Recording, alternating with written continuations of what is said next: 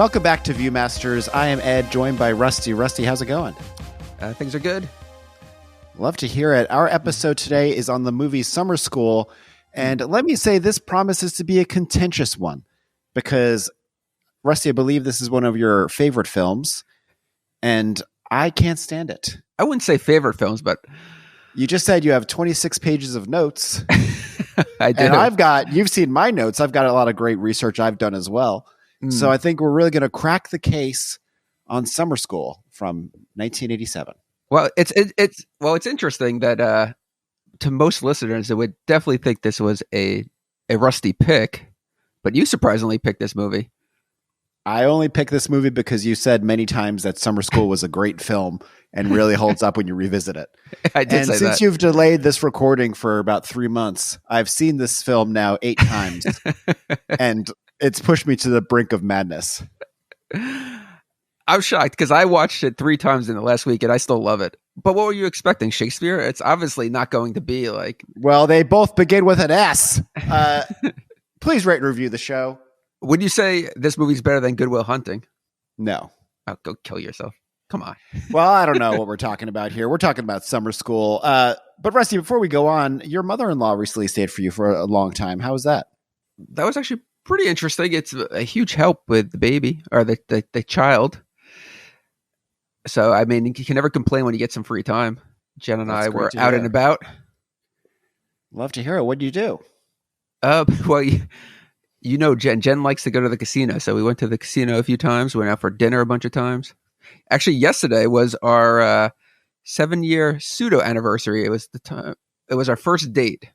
We actually went to dinner at the place we went to on our first date. We revisited that place. Did you get a 6-inch or a foot long? It's funny that you say that because it's funny that I said. Even though I don't eat Subway, Jen did not get any inches that night because I pretty much spent my whole night on the toilet. Let's just say the food did not agree with me this time around. Oh yeah, no, Jen was texting me about this. She fills you in with everything, huh? She texts me whenever you're shitting. I'm like, Jen, I don't need to know. So it's like once a week that you're getting text message. I'm like a slot. She's I don't know why he does it. I'm like, I don't know why you don't do it. But look, that's between you and Jen. Oh, we got to have a conference call. So, Rusty, before we get into this, let's talk about our personal history with this film. Because as we all know, I didn't have HBO and you did. This strikes me as like a real HBO film. I think HBO really revitalized this movie and made it a cult film because everyone loved this movie when I was in like 8th, 9th grade. But this movie, I remember, I have very clear memories of being in like, I guess it was like 90 and 91, where they would play this movie. You know how HBO always just played the same movie over and over again? So for like the summer, they just played this movie like every day. And we would watch it. The people I was friends with at the time, they were the more popular crowd. And the friend that we would hang out at his house, he had an in-ground pool. He had like a deck that we'd play deck hockey on. We'd barbecue and we'd watch this movie. I remember hanging out with these guys too. Interesting, because I don't remember seeing you there. Well, yeah, I mostly watch from the sewers. I have the same memories as you guys. It's just that it smells worse, and I've got like grates in front of everything. All of my great childhood memories have grates in front of them. But you know, you guys would throw me a pizza crust every once in a while, and I always like that. Not deliberately, though. It just happened to go down the sewer. Oh yeah, exactly. We just heard. Yeah, or like, hey, you ever see Garbage Pail Kids the movie? This is more disgusting. Oh, come on. So, Rusty, a little bit of history about this film. I was shocked it was directed by Carl Reiner. Yeah, I was surprised by that as well. Directed The Jerk. Also, this is a big shock to me. I found out he is Rob Reiner's father. Rob Reiner from All in the Family. What is wrong with you? How did you not know that? I was the last person. I think I did know it, and I forgot it, and then I remembered it again. They look alike. And Rob Reiner now has a daughter that's on the scene. So it just goes on and on. Now, this was the second of 2 consecutive films that Carl Reiner directed with summer in the title. The first was his previous film, Summer Rental. Another movie Summer Rental and Summer School. Hang 10, I guess. Russ, you know this came out the same day as Superman 4 and La Bamba? You know what I'm shocked by that? Like La Bamba seems so dated to me. Like I remember La Bamba coming out. I think I may have seen it in theaters. But Superman 4, I felt like came out in 89. I'm shocked that it was 87. I remember La Bamba was such a sensation for like a month. It's a good movie still, but it seems like more of a TV movie, like a made for TV. It does, for real. Like the Richie Valens story, La Bamba, coming up a Saturday night feature. Richie, if you think, hey Rich, I was trying to say, hey Richie, if you think your little sister's flat, you should see the style of this film. I'm in a film. Why? What happens to me? I don't know. Just don't get on that plane. Not with the Big Bopper. You don't want to be on a plane with him. Did they call you that in high school? The Big Bopper? No, like Big Bopper. No. If you were going to the movies that day and it was summer school, Superman 4 or La Bamba, which one are you buying tickets for? Probably in this order: La Bamba, Superman 4, summer school. Yeah, but back then, I mean, in 1987, back then, little kid. Probably Superman 4, La Bamba, summer school. Superman 4 sucks ass too. I mean, it really does. I feel like Superman 4 I was disappointed with as like a 9-year-old or 10-year-old. I remember thinking it was cheap. It was like my first exposure to budgets. I was like, I guess they spent all that money turning that lady into a robot. That was a great effect because that had a lasting impact on me. I don't know about you. Oh, of course. I think we've talked about this in 7 episodes, so I'm not even going to get into it. Superman 3, it sticks with this generation. Well, they also had Richard Pryor in that one, so that was part of the budget as well. It's like, there's like the millennials, there's the Zoomers, and then there's the forgotten generation, classified only by that they were scared of the lady getting turned into the robot in Superman 3. Don't even get me started on Return to Oz. Jesus Christ. Oh, yeah, don't get me started on that either. I never saw it, but I imagine that I do. I'm the biggest poser about that. I just directed this music video where I was like, it's kind of like a Return to Oz thing. And I was like, okay, it seems like they bought that. I don't really know what that means. Do you even know anything about Return to Oz? I just know it's crazy. Yeah. And I know Fruza Balk's in it. Yeah, also the robot, her sidekick is TikTok. I don't know what that has to do with anything. Okay. Yeah. All right, now you're interested. Hey, no, you have something to go on next time it comes up. I'm going to end my life because of TikTok. Who was the robot you were attracted to? Tweaky? Currently am attracted to, Tweaky. Oh, good. You always have that as your fallback option. And we open on a couple quick beach scenes. You know, it really feels like that LA summer, but it looks cold. I don't know if it was just me, but it's like an overcast day. From what I heard, some of the actors said it was actually cold.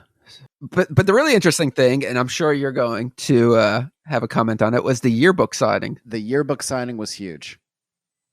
For you or for people in general? For people, I mean... I remember, I'm sure you did the same thing, but in elementary school, you just wanted everyone to sign your yearbook. You wanted it was like collecting baseball cards. You needed every signature. But like when you got to middle school, you just wanted like the hot girls to sign your yearbook. But did you, like, what kind of person were you? Did you have like a generic thing that you would write, or was it like thoughtful? No, it's of course complete stream of consciousness madness. Oh, was it? I think I did some of that as well. I remember there was a girl that this is in high school, that I was somewhat into. And she actually like tracked me down. She's like, you have to sign my yearbook before we go into summer. And I said, I will. And I kept pushing it off. And then she finally like got to me. And I wrote like a full page of nonsense. I don't know. I hope that yearbook burned. There's no record of it. Can you remember anything that you wrote? I mean, was it like trying to get her to like you, or was it like philosophizing? What was it? It was definitely like philosophizing. It was like trying to show her like that I was cool, and that never works. It was like nonsense, like taken from like Zed in the Art of Motorcycle Maintenance. Like reading that, it was just so pretentious. I never read that book. So. Oh really? Oh, it's just like what pretentious people would read in like high school. Yeah, I don't think she ever commented. I don't know if she ever said thanks or anything, or I don't even think we ever talked after that. But you know how like those things where you like wake up in the middle of the night and you just like get cringed out by something you've done? That's one of those things. Yeah, you can't even think about that. You just got to be like a fighter plane that just bombed a village. Just keep flying. So they're signing all these yearbooks. And Rusty, did you notice that this same school was used for the filming of The Karate Kid and for Nightmare on Elm Street Part 2? I did. I did recognize that. I also feel like it was from just one of the guys, but maybe I'm wrong on that. Oh, I think you're right on that. I'm pretty sure it's the same thing. But somebody said, and I don't know if they were just like joking from the cast, said that Paramount actually owned that high school. Imagine that. Imagine going to a high school that's owned by like a movie company. Clark Gable just bullied me and threw me in a locker. God damn it, kid. This is supposed to be a basketball picture and you can't even get net. I thought this was just gym class. I like that. Your prom date was just an actor, kid. I like that you're going to school with Clark Gable. How? Oh, yeah. It's like, is the school for actors or is it, well, yeah, it's a school in heaven.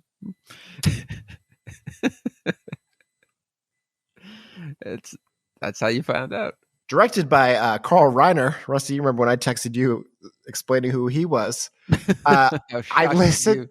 I listened to his WTF in preparation for this, and it's really funny because he keeps answering his phone during the WTF, and he's like, "I can't talk. I'm being interviewed."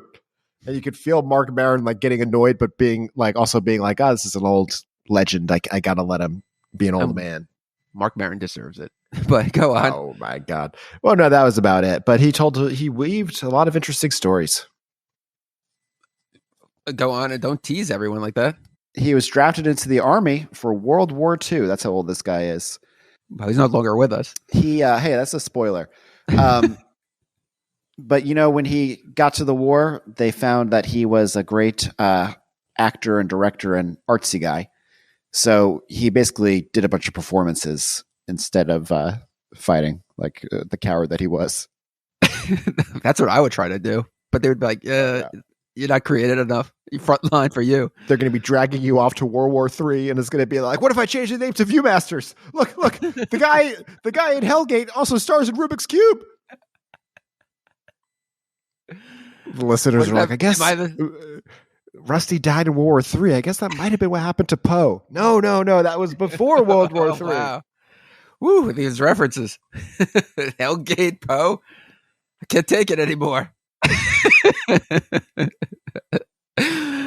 From the actors, from a Q&A sesh I watched with the actors, they said about Carl Reiner, awesome guy, really fun to work with, laid back atmosphere, but he was a bit of a name dropper, and who could blame him if I knew the people he knew? But he was so casual about it. Like they would be talking about like this comic that they knew, like Dean Cameron would be saying like, "Oh, this comic," and he would come over and be like, "Oh, it's interesting because my friend Woody would say this," and referring to Woody Allen. God, you're making all these movies about summer. If you make another movie with summer in the title, I'm going to get a sunburn. Went God. A little bit, oh yeah. Went a little bit what? We went a little bit I felt like you went a little bit Bernie Sanders at the end there. I just turned 40 the other day, and he dumped me. I don't know. Look, I've only got my couple of voices I can do. It's sad because I've got that pretty good Skeletor impression, but you really have to find like men from 43 to 46. You got to track them down and do the impression to them. I don't know. They keep bringing back Masters of the Universe every like couple years, so that you might have a fresh new audience right now. That's true, but I think they changed the voice. Well, you could always do Starscream. Is he relevant at the moment?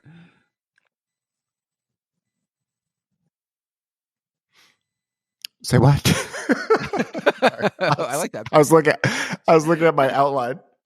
I like that. But you got to leave that in though. But I'm not done with Carl Reiner. Do you know that he was married for 65 years to the lady who said, "I'll have what she's having" in the film When Harry Met Sally? I did know that, and I knew that because I recently watched a couple weeks ago. I watched an interview with Rob Reiner, and he talked about that. And as he said to his mom, he said, "This is like a line that's going to end the scene. So if you can't deliver it, I'm going to cut it."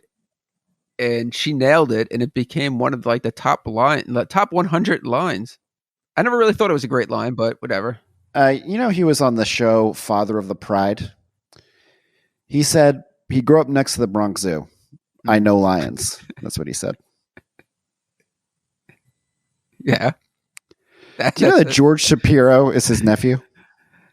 That's insane. Because they're about the same age. Insane. They're like a couple years apart. Most people probably don't know who George Shapiro is, so you should probably explain. George Shapiro is... Where did I put that section? Well, he's a legendary... But yeah, Rusty, give us a little background on George Shapiro. I don't have anything on George Shapiro. I just know Neither do I. Yeah, we know that he was a legendary agent or manager, producer guy. Yeah. He's like, he's the who's who. Like, he was the top guy. One of the main producers on Seinfeld, I believe. I know he's still alive. Is he still working? Yeah, he was one of the main producers on Seinfeld. Is he still working? I feel like that's the type of profession you just work until you drop dead. Courtney Thorne-Smith, legend from Melrose Place, and according to Jim, absolute legend. She recently wrote a novel. Now, here's something about this novel that I thought was wild. I was checking out this novel on Amazon.com, a little bookstore website, and in the description, it talks about how the character in the novel is an actress who has a Kirstie Alley style slide. Now, there's no way that Courtney Thorne-Smith didn't approve the description of her book that went on Amazon. So she's taking shots at Kirstie, her former co-star from summer school. What am I supposed to say about that? Nothing.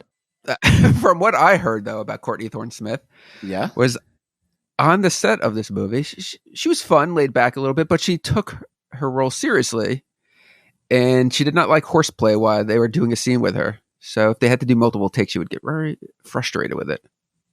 Wait, she did not like horseplay? Like if like some of the actors like broke character and started to laugh or something or improvised too much, she was not pleased with that.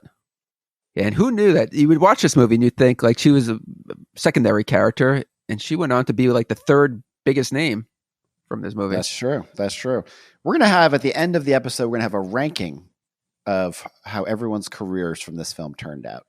But some of them had some huge peaks, and then they really had some downfalls. I mean, speaking of guys who've been kind of legends, the two delinquent guys played by Trey Stone and Matt Parker of South Park fame. I get it, though. Dean Cameron and Gary Riley. How did you feel about these characters? As a 11-year-old, loved them to pieces. As a 43-year-old, love them, still love them. You know what's interesting though about them? I'll give you a little trivia here. Okay, I've got a great trivia. Now, I don't know if you knew this, but originally Amy Heckerling was tied to Summer School. Okay, and 10 times better. And probably, and she wanted to be those characters, Chainsaw and Dave, to be Patrick Dempsey and Wallace Langham. But then the project that Carl Reiner was working on got shelved, and he was actually offered a different movie, any other movie, and he picked Summer School. So then Amy Heckerling was taken off of that, and he brought in Dean Cameron. Amy, I love you, but you're toast. And here's my friend Dean. He's going to be in the movie. I've got some interesting trivia about Dean Cameron. You know, his first purchased album was Straight Outta Compton, which he says he played the hell out of. Wait, is he saying that because he was in the movie? Dean Cameron was in Straight Outta Compton. Really? Yeah. Okay. Well, because he said the first record he ever bought was Straight Outta Compton. See, if he said cassette, or CD, I would give him that. Well, okay, but because he would have been 26 when that came out. I know. That's crazy. What was the first album you bought? I feel like we've mentioned this before, but I remember the first album of any kind. I remember my parents were going to the mall, and they were like, "Edward, you want something?" That's not even close to their voice, but they were. I can't remember. I've been an orphan so long, and I was like, "Oh, can I have the Ghostbusters soundtrack?" And man, I remember that Ghostbusters soundtrack. 1, come on. I don't know. I mean, 2 probably was better, but Ghostbusters, that original Ghostbusters theme. But then the rest of the songs on that, like the Cleaning Up the Town, I hated the rest of the music on that. I was like, whatever genre this is, I don't like it. Stuff yourself. Like, what was the first thing you actually had money for that you bought, like the first album? Okay, I'd say that would have been on iTunes in the year 2010. Somebody was just buying it for you all your life. I remember getting a CD player. I mean, this was not my own money. It was my aunt took me for confirmation part. Like, you remember confirmation in the church? Oh God, yeah, I hated that. And she got me a CD player because she was like my sponsor or whatever it was. And I got Roxette and Tesla 5-man acoustical jam. I assume that's the one with Signs, right? The cover of Signs. Oh my God, that song, which no one under 40 is going to remember, that really stuck it to the man. Yeah. I love a song with a twist. Yeah. Like lately, I've been listening to that song, and you won't believe this song, but you know that song, If You Like Pina Coladas? Yeah, I was about to say the Rupert Holmes songs with a twist. Dude, yeah, that's a good song. It's actually a good song. Like, yeah, it's a fun song. Yeah. Wow. Yeah, Jen and I have talked about that song. Man, that must be so awkward though. I mean, is this a common thing now that people know what the twist is of that song? Do we have to explain it now? What, the Pina Colada song? Yeah. No, I'll explain it right now because I just found out the other day when I listened to it. This song's been around for like 40 years. The guy is in a relationship that's kind of become a loveless marriage. Yeah. And he sees an ad where someone's saying, if you like pina coladas and other shit. Like walks on the beach? He's like, I do. And he replies to the ad. They make plans to meet. And when he does, it's his girlfriend. Oh, is it a girlfriend or wife? It's the person he was dating. Yeah. But it's like... I almost crashed my car. Didn't it rekindle the relationship, though? Yeah, it's very sweet. It's like a well-written song, you know? Yeah. If you like pina coladas, check out this track. And now tell me about cheeseburgers in paradise. That I cannot comment on at this time. How do we get on this tangent over here? I wanted to say something else about previously. Oh, yeah, albums, yeah. Tesla, and what was the other one? Roxette? Yeah, Roxette, Joyride. Wait, but this is like CD, so you didn't really buy anything until the... No, I mean, I remember I remember the famous time I got 2 tapes, Guns N' Roses, Appetite for Destruction, and Information Society, whichever, with them in like the color silhouettes on the cover. Oh my goodness, I do. Yeah. Wow. You know what's crazy though? That cassettes are like back now because of like Stranger Things and stuff. That's too much. Yeah. It's too much for you to handle. It is too much for me to handle. For me, my first cassettes that I bought were also Appetite for Destruction and also Aerosmith's Permanent Vacation. I know I talked about that song extensively on this podcast about Angel, but buying that myself, that was very satisfying. I feel like the first album that I bought for myself was not really an album, but it was the Japanese kit I bought. Remember? Yes. I was like so flush with cash. I don't know if we talked about this before, but for my pizza delivery job, oh my God. I feel like I was making $600 cash a week. Yeah, that was like $89. Adjusted for inflation, that's like what, $2,400 now? And I was like, let's go blow some money. And then what I ended up buying was a Japanese language kit. My favorite part about that, like after like a couple of days, I came over to your house and I asked you about it. You're like, you would say you need like a translator, or you need like a... Dude, the back of the thing, I'm sure I've said this before, but it's like the back of the thing was like, teach yourself Japanese. This is what the CIA uses. You don't need anyone to help you with this.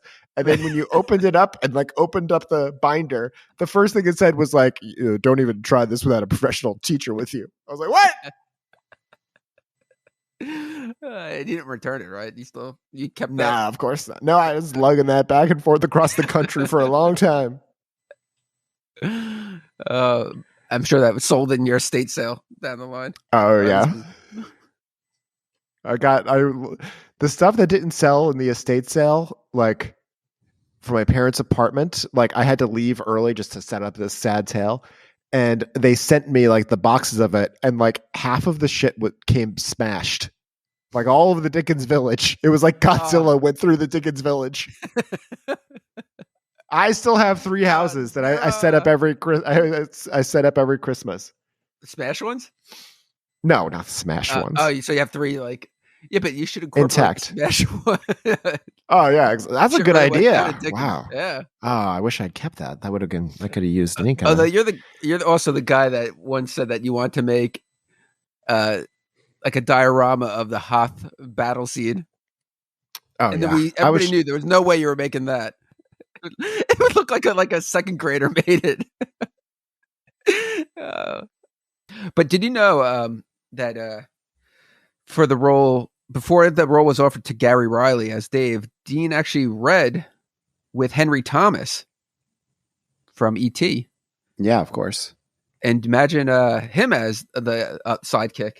Their looks are too similar to be a comedic duo.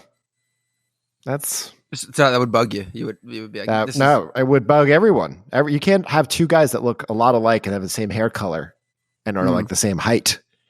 Come on, that doesn't make. Come on, let's get real. You need a tall guy and a short guy. You kind of do that.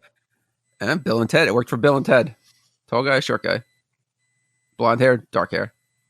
I couldn't believe that latest Bill and Ted movie. I watched it on the projector with Justin. We were like, people said this was good. This fucking everything sucks these days. Yeah, that's true. That's true. That's the one good thing about the impending World War III. That's the one good thing. At least as like the fucking mortar shell is like landing on me, I could be like, at least I don't have to watch the Snaggletooth series on Disney Plus. Have you seen the new Jurassic Park? Is that out yet? I would never see that. Come on. I couldn't even watch Jurassic World. What's the new one called though? With the return of Sam Neill and Laura Dern and Dominion. Oh god, even that name sucks. Yeah, I mean, look, I am faithfully watching the Obi-Wan series. Oof, you love it too. I can't believe that. You know, it's funny though because the reason why Gary Riley got picked for this is that he had good chemistry with Dean Cameron, but when they worked together or filming the movie, they did not really like each other. Really? Now that's the kind of gossip I love to hear. What? Tell me why. That I couldn't find anything about that. That was just like some trivia I picked up somewhere. Okay, just can you take that again and say that you saw it on the front page of the New York Times? You'll be also surprised to know just one last thing about Gary Riley. Actually, 2 things about Gary Riley. Is he auditioned for Bill and Ted's Excellent Adventure, and he was very close to getting the part. But also, remember Donovan Leitch from Cutting Class? Mm-hmm. He was also one of the final picks.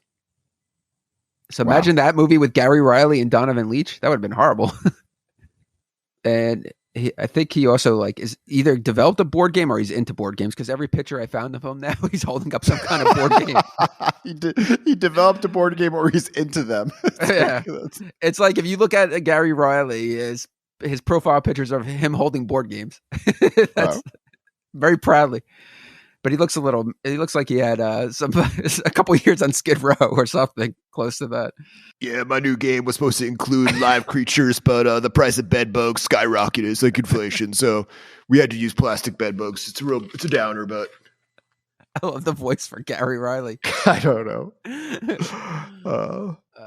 But let's talk about what I believe to be the most controversial casting in the film, and that is Mark Harmon in the lead.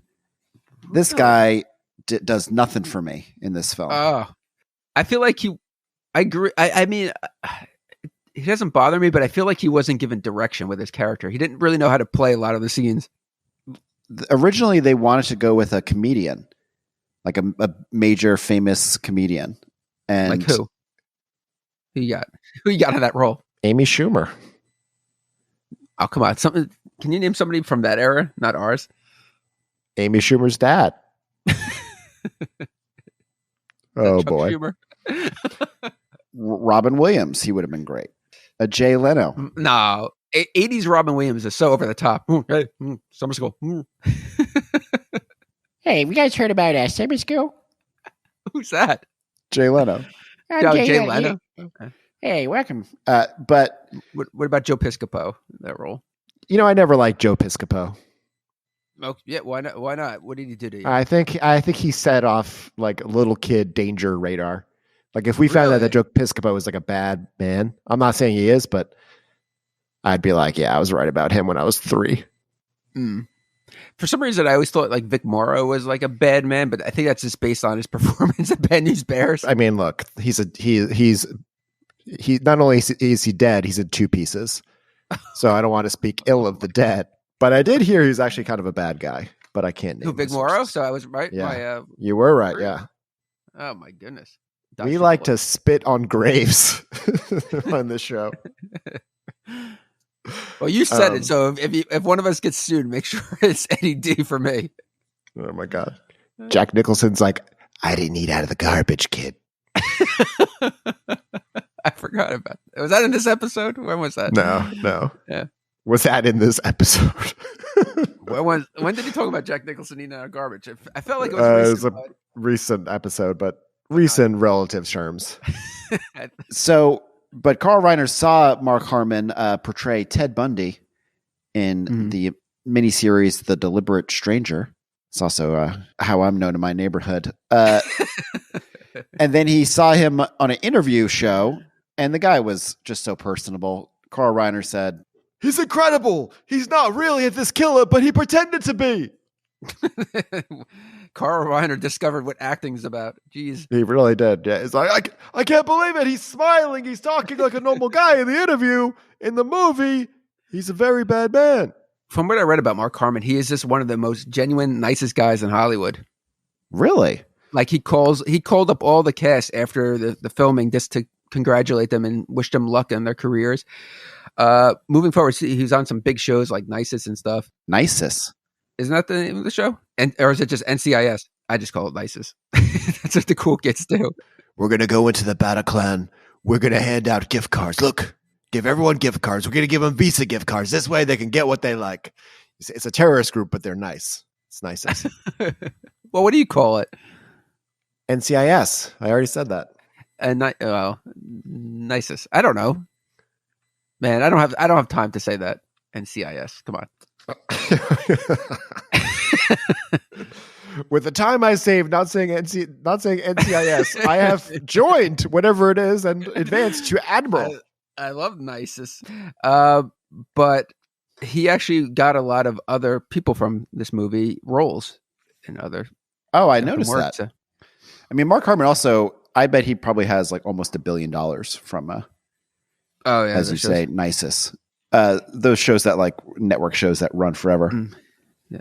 There's also a story about him that in 1996 that he saved a teenage boy that was involved in a car accident, and he pulled him out of the car while it was burning. The kid was still burned 30% of his body, but would have succumbed to those injuries if it was not for Mark Harmon. And he also has the dead eyes of a killer. What, this piercing blue eyes? I believe you have the same eyes as him. So what are you saying about yourself? Basically, in this sequence, we're setting up what's going to happen in this film because it turns out that a lot of these kids have to take an English test over, Rusty. They failed the test. And the guy says, you're going to have to take a retest. And I believe Gary Riley says, oh, great, I have a boner now. I thought that was actually a funny line. I got to give it that one. But summer school. Now let's just get into it. The idea of summer school was the most horrifying thing to me. Not that like that was my greatest fear, was to go to summer school. Because of having to give up summers, or because of like that because you were an idiot? Oh, I don't care about being an idiot. It was because giving up summers. And but the funny thing is, I was thinking to myself, all I ever really liked about summer was the very first day to be like, I'm out of school. And then the rest of summer was just a depressed countdown.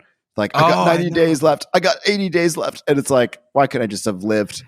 Remember that last week before going back to school, and then the sun would go down a little earlier, and you just felt it in the air that like fall was coming when you'd see the back to school shit in the stores. That would make me hiss like a vampire. I think I keep saying that, but it is just like a really, that was like a vampire seeing a crucifix. See the back to school sign. I was like, ah! I feel bad for kids now, because as soon as like kids graduate, it's up in like right after the 4th of July, you see shit for back to school. At least they put it up in like August for us. We got a month to not think about it. Do you remember when your parents would take you, or your mom would take you to do back to school shopping, like go to clothes stores and stuff? Like, you need your fall clothing. There's always like a moment of hope. Like maybe I could get cool clothes and become a whole new person and be really cool. And then when you get to like JC Penney's and you're just like, I don't even know where to begin here. I guess I'll get a Florida Marlins shirt. Oh yeah, remember sports? Remember like the knockoff kind of sports shirts that were all like obviously Bo Nose was like a big thing, but you would have like the knockoff Bo Jackson stuff, and it was clearly a knockoff. Yeah. Summer was, especially looking forward to it, like just studying for finals, and you knew once you got through the finals, you were on summer break. That was so magical. Just knowing what you know now, like how much would you enjoy those summers now? I probably still panic about it, but yeah. But I love that feeling of when you're taking your finals and like it was like you're in some like bigger room when it was like hot and they have like the fan blowing in, and you've got like those like blue books and you're writing like some bullshit, and like once you turn it in, you're able to like be free. It was amazing. I remember one time I was in fear of going to summer school. I might have told this story before, but it was in my economics class, and for whatever reason, I came late to class that day, and I was always bad in that class. And there was a quiz that had been given out, and I was like, I didn't know there was a quiz, and the teacher was like, "Oh, some people are in danger of going to summer school. If they mess up this quiz, like they're really going to be in danger." And I was like, "Oh my God." And I'm like looking at that, like I couldn't do anything. And I just started having a meltdown where I was just cursing to myself like a madman. I was just like, fuck this, fuck, bullshit. And then when all the tests were handed back in, it was revealed that it had only been like a practice test. And everyone that had gotten there on time knew that this was just a practice test. So the only people around me, when I was having like this mental breakdown, I was really having a mental breakdown, like a crazy person that I might see in downtown LA. That's like the energy I had. I never went to summer school, but I remember one year, I believe I was in 9th grade. I was a bit of a Weisenheimer, and I racked up a lot of detention. Weisenheimer? Well, I haven't heard that term in many years. Yeah, mouth off to teachers a lot, and I racked up detention. And detention obviously after school, and I would always skip on that, and then like you just get more. Principal would come around, and you'd be like, "Oh, you didn't show up. You got that's another." I had one year where I had a lot of detentions. I think because they had like a ranking chart, and I was like, "You can't put this on a ranking. I just want to climb this chart." Yeah, and all you do is like skip detention to get more detention. Right, but eventually, if you had too many, you would get in-school suspension. I don't know if you ever had that. No. I had that, and that's where all the bad kids were. Like the desks in that room were like knifed to pieces with like carvings and stuff. It was like you just read stuff from like the past 30 years of this like delinquents chatting about how like they're going to kill people and stuff. It was the ramblings of pure maniacs. But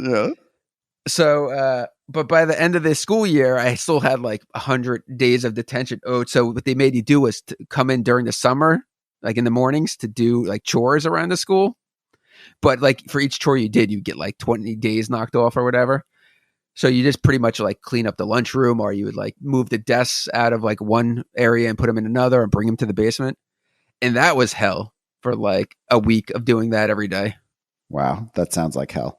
Yeah, a hot school this summer, lugging desks into like the hot basement. I can't even imagine what that basement was like during the summer. It must have just been like lava creatures down there. It really was. You would just sweat. And of course, it was like all the bad kids again. But where are we with this movie? I don't know. So basically in the opening sequence here, Rusty, we set up that these kids are going to summer school, and the dean or whatever this guy, he's trying to, the assistant principal, he's trying to get someone to stay and teach summer school. And then there's no way that this is the real way that that they determine who teaches summer school. But they, it's comical the way like the one teacher like, oh, what are you saying about that? He just like drives off in his car. And Mark Harmon, he's going to go on vacation with his girlfriend. His 21-year-old girlfriend. I mean, in reality, she was 26 at the time. Yes. The actress. But yeah, when he said that, I was like, oh my God. And he ends up getting stuck teaching summer school. There's one bizarre thing about this scene is why is he packing up to go to Hawaii in the school parking lot? Isn't that something you would do at home?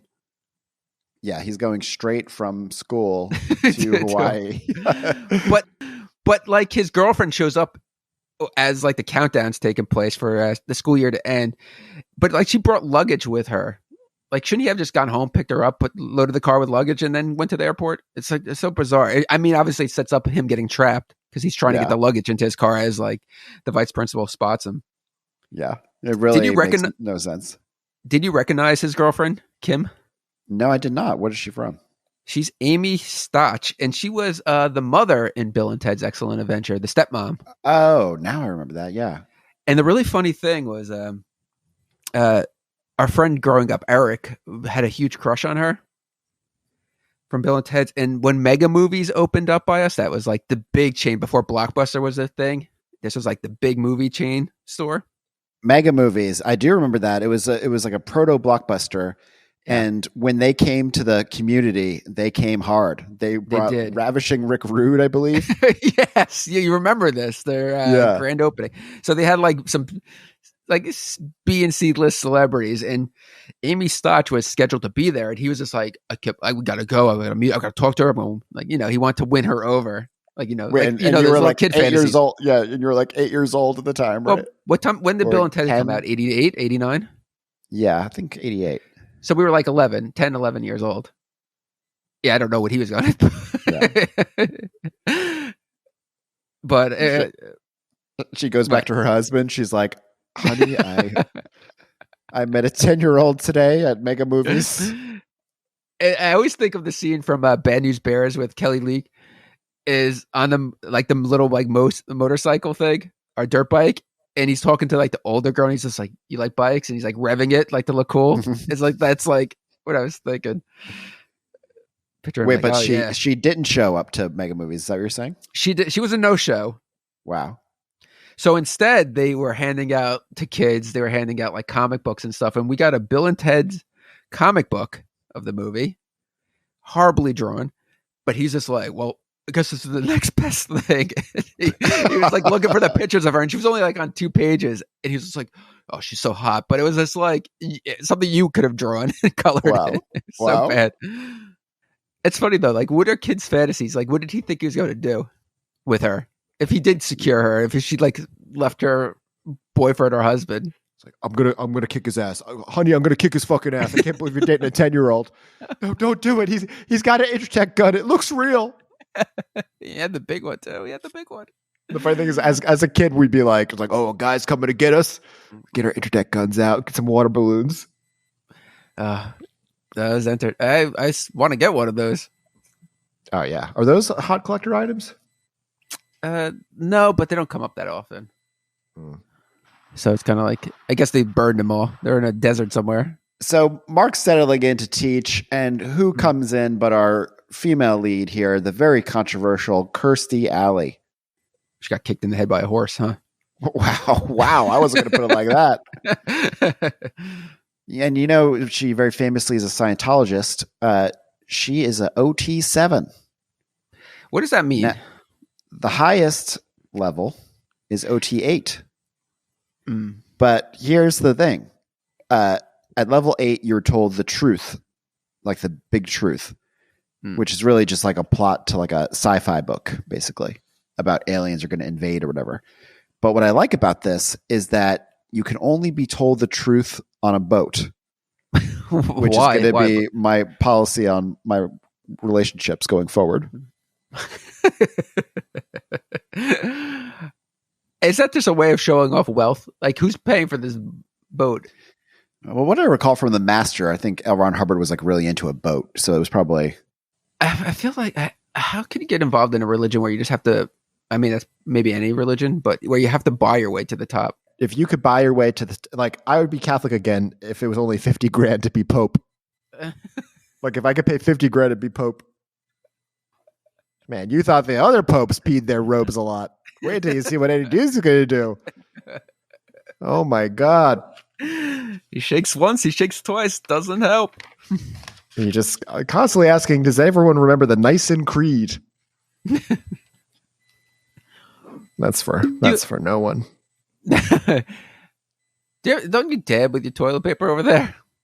Don't I dab with my toilet paper? Like after you guess pee. so. I mean, it doesn't always work, but it helps a little bit, especially if you're like about to run out and you're wearing some like I like color to leave pants. a little trail so my cat knows where to find me. You're trying to escape that cat. What are you talking about? Oh yeah. Now, every time I pee, he like climbs up on the side of the toilet. He's like, "What the fuck's happening now?" He's curious cat. Apparently, Carl Reiner was fantastic at Simon Says. He was so sweet-natured that he got people to always do what he said without saying Simon Says. Wow. This is the kind of entertainment they had back then. Yeah. Now they would just all be on their phones or in their trailer or something. But that is a pity. I would. You wouldn't like that? I would love that playing Simon With Carl Says. Reiner, that'd be great. Yeah. It seems like you have a great voice for it. Mark Harmon very quickly gets into the classic '80s kind of pressure stalk dating. Oh my god, It's a little uncomfortable. Yeah, he is just chasing her. Was this a movie thing in the '80s, or was this like what guys did? I think it was both. I mean, I think it fed each other, I guess. Mark Harmon, I forgot to mention this. Mark Harmon, Kirstie Alley, and Dean Cameron all star together in a made-for-TV movie, which you won't believe the title of it. I've actually seen this movie. What? I can't believe that. You've seen The Prince of Bel-Air? I have seen The Prince of Bel-Air. Wow, what was it like? Unmemorable. But I think I watched it. It may have been on like Netflix or something. But this Prince of Bel-Air movie had some big names in it for a TV movie. It also had Robert Vaughn, Deborah Harmon, no relationship to Mark Harmon, and Don Swayze, Patrick Swayze's brother. Wow. Okay. None of those names were big, but I admire the effort. So, Rusty, Mark, he gathers all the students. He's meeting all the students. We meet that dumb football player guy. I don't know if they make kids with that face anymore. Which one? The dumb football player guy? Yeah. He was on Little House on the Prairie. That was like his first big thing. Wow. You know, it's funny. The guy that plays the dork that we'll get to, he was a huge fan of Little House on the Prairie. So he was so excited to be working with this guy. Huge fan of Little House on the Prairie. Wow. I can't think of anything more incriminating. I'm sure you remember being a kid watching TV and seeing that come on and you couldn't wait for it to be over so you could watch the good stuff because that came on at like 7 or whatever it was. And it was like an hour long. That was just, we've talked about this to death, but that kind of 70s grainy TV film, I just wanted to die when I saw that. Shows that I hated that I couldn't wait to end to get to the good stuff was Little House on the Prairie, Love Boat, and MASH. Couldn't wait for them to end. And they all had that look. Yeah, they all had that look. Yeah. So now when Chainsaw and Gary Riley's character, what's his name again? Dave. Chainsaw and Dave come in. They're the too cool for school guys. Now, a weird choice here. I think we saw this in another film. These guys are clearly coded as stoners, but I don't know if they couldn't have stoners in this film. Yeah. They're really into drinking, which just seems way more tragic to always be drunk rather than always be stoned. Yeah. I mean, they work at like a photo stop place and they're drinking there. They're drinking during the day, which is problematic for a high school kid. Oh no, they're supposed to be drunk like in every scene, and they're like, "I'll quit drinking for you." But it's like drinking. That's such a weird thing. And their age in this movie is 16. They're 16-year-olds. That's really crazy. Wow. Courtney Thorne Smith, when she comes in to this film, at first her gimmick, she has two gimmicks. Her first gimmick is she's really into surfing. Yeah, she's just an airhead. She's looking out at those waves. Did you like her character, or you hated it? I will say that she gave me some of the more entertainment in the film because as later in the film she becomes obsessed with Mark Harmon. And she like moves in, and it was kind of funny, like just like how she's ignoring him. She's so over the top where it's comfortable. You would expect it from like a guy behaving that way. When Kirstie Alley comes over and she's like, if I had known we're having company. Like yeah. the way that she's acting like she's in a relationship. But Rusty, a lot more stars here in this class because we've also got Dwayne Davis as the guy who goes to the bathroom. Yeah. You probably recognized him from Under Siege. I actually remember him clearly from Program. Oh, The Program is his big film. Yeah. And it was actually very important to him personally because he is the son of NFL Hall of Fame defensive end Willie Davis. Oh, really? And his son was drafted in the 3rd round of last year's NFL draft. Wow. Continuing the tradition. He said, I guess it skips a generation, but at least I got to play a football player in a beloved film. Is it beloved? That was a quote I made up. Okay. Another person in this class, Rusty, I don't know. We're just listing casts now, but I've always loved Shawnee Smith. I mean, you wrote that she's in Iron Eagle, but she's also in the Saw movies. I know that. Yeah, she's a big role in the Saw movies. Mm-hmm. She's kind of one of those people who was always around. She was in the Blob remake. Yeah. Oh, yeah, that's right. She was in the Stand miniseries and kind of had a sexy role. Really? In that Were film. you being tied up by her too? Smacked around? No, but she was like crazy and toxic, so that did it for me.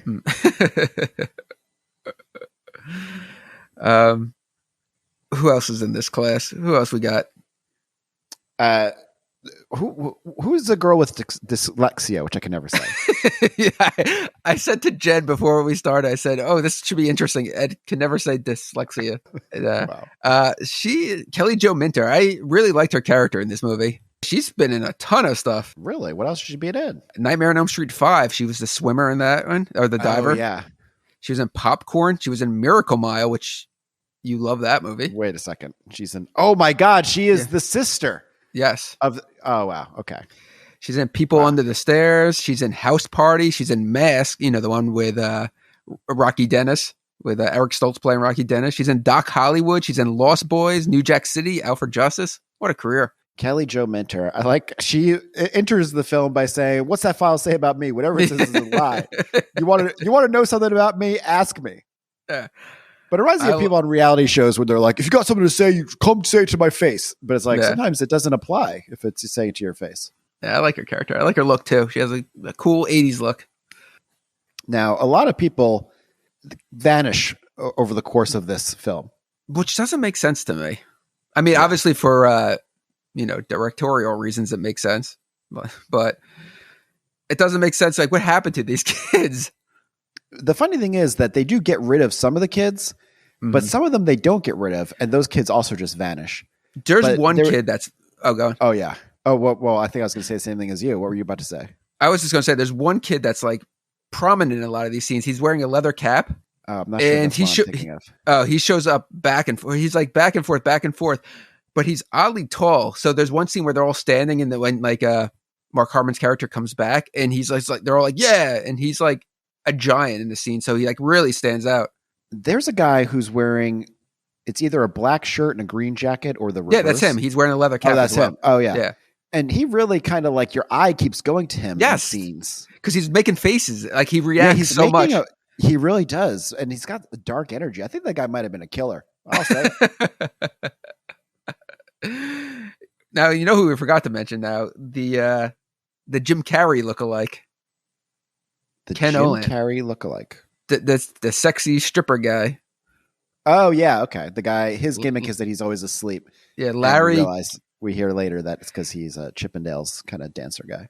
A weird joke. It's such a dumb joke, too. His character's name is Larry Kazamias, but they did the Larry Kiss My Ass. Now, so Kirstie Alley comes into the class because they're making so much noise. Mm-hmm. And when they're cursing up a storm, yeah. Yeah.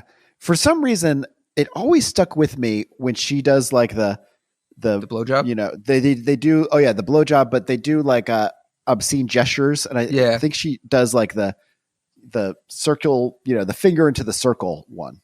Why can't getting fucked kind of thing. I remember just thinking like, what is that? But then it also got me thinking about. Remember when you were a little kid and like you discovered the middle finger, and that was very early on. Yeah, but yeah. Remember like how you would do the thing with like your other hand, like with one hand you're giving the finger, Yeah. And with your other arm, you're like putting it down like by your elbow and kind of. Oh, like the up yours, like the fuck you up your ass kind of thing. Yeah.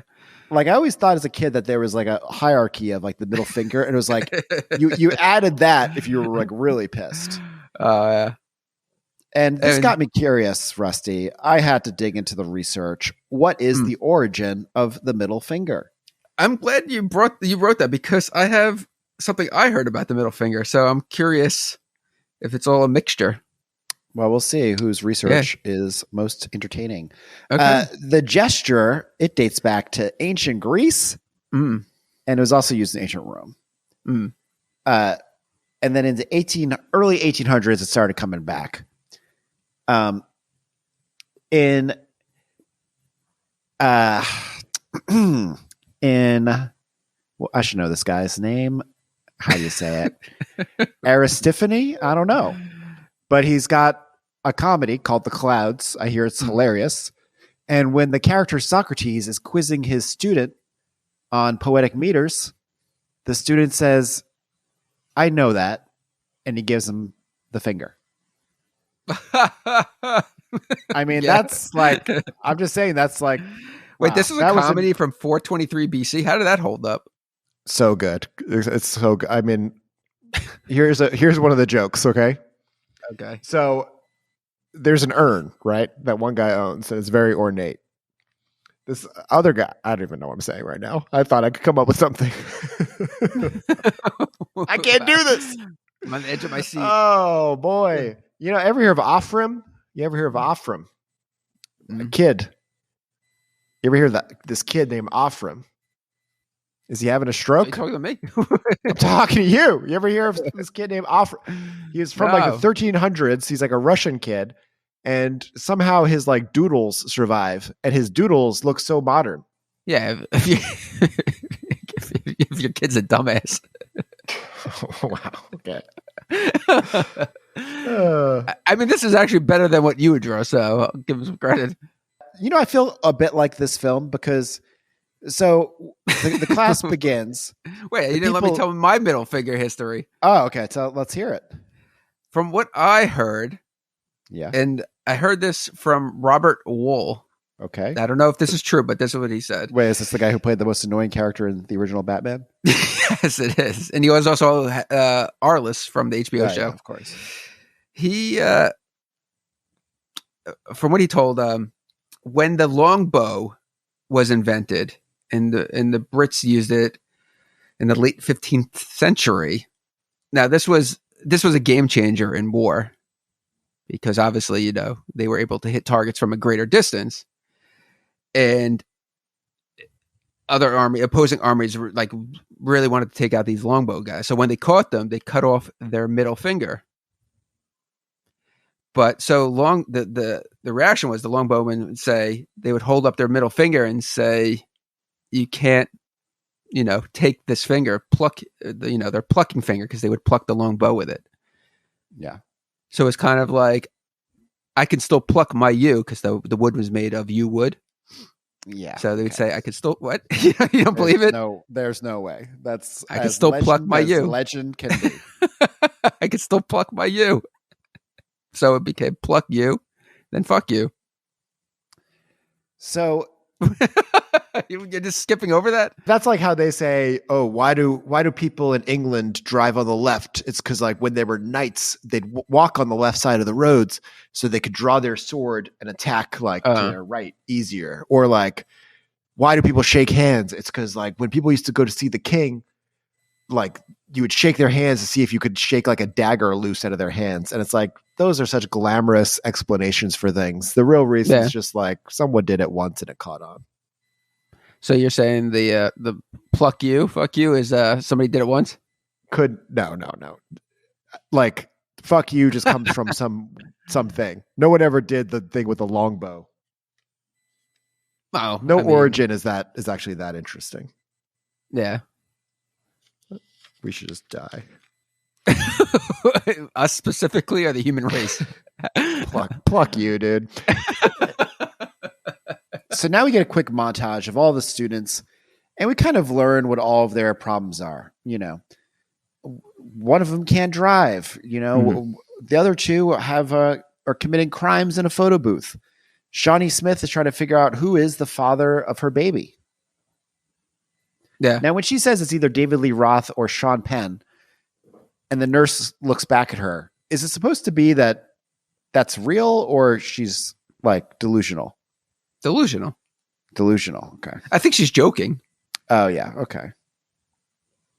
I don't even think it's. I think it's C. I think she's just like. I mean, maybe she has to know. I don't think she doesn't come off as somebody that would sleep around. So I think she knows, but maybe too embarrassed to say. Yeah.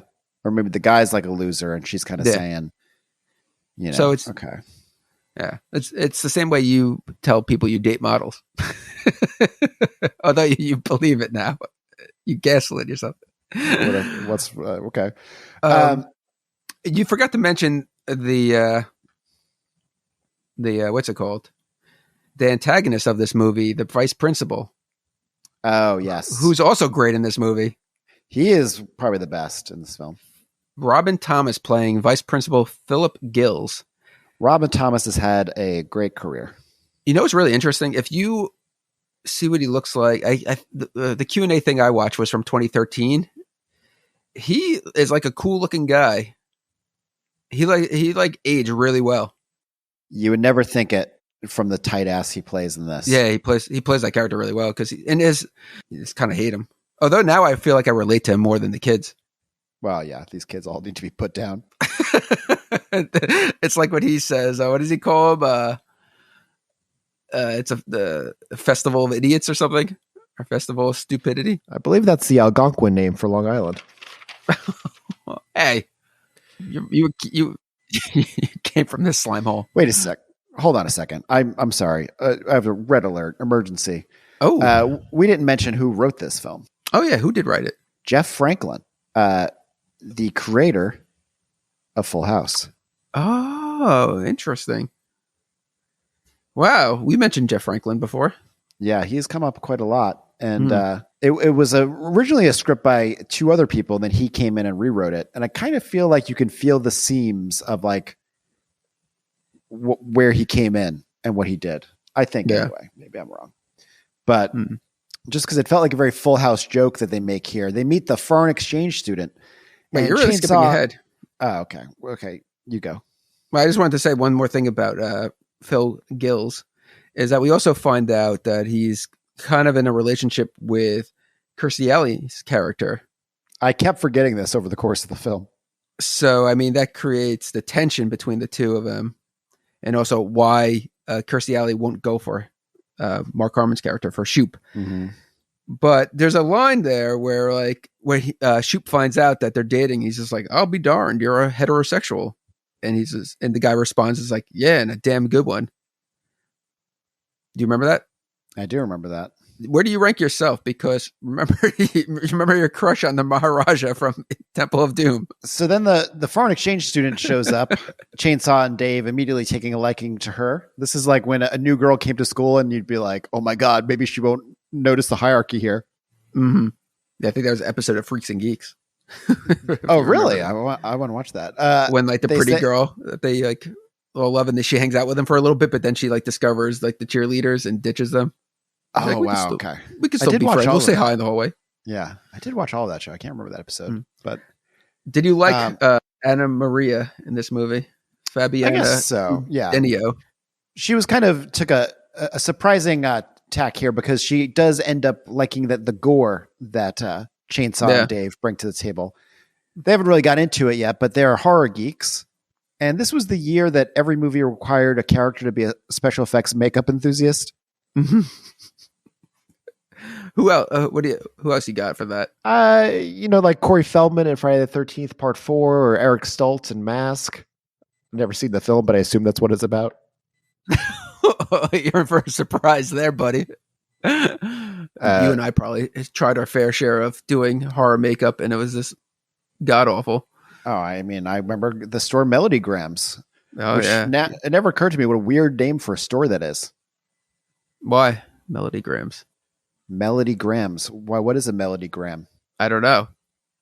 You don't think a better name could have been costume store, or what are they, something that said what it was? I think they started out as melodies and then they became melodigrams. I mean, maybe they used to be like singing telegrams. That's my only theory. I remember we had a double discount store. There was Shane's and then Cedarhurst Papers by us. And they would have those like really cheap makeup kits that had like that putty scar stuff that you put on your skin and kind of mold it. And then they had like, you know, the fake blood and all that. And I don't think it was that expensive, but my mom, like, I guess knew it was a waste of money. So she would never like want me to buy it. But then eventually, of course, I did. And couldn't do anything with it. So a bunch of people, everyone cuts class here, but then they're all brought back by the cop, at least all the people who are going to be in this film. Yeah. And Courtney Thorne-Smith's been out surfing, and Mark Harmon bonds with her by being like, hey, you couldn't say no to those waves. I get it. Yeah. But he uses a lot of like surfer slang.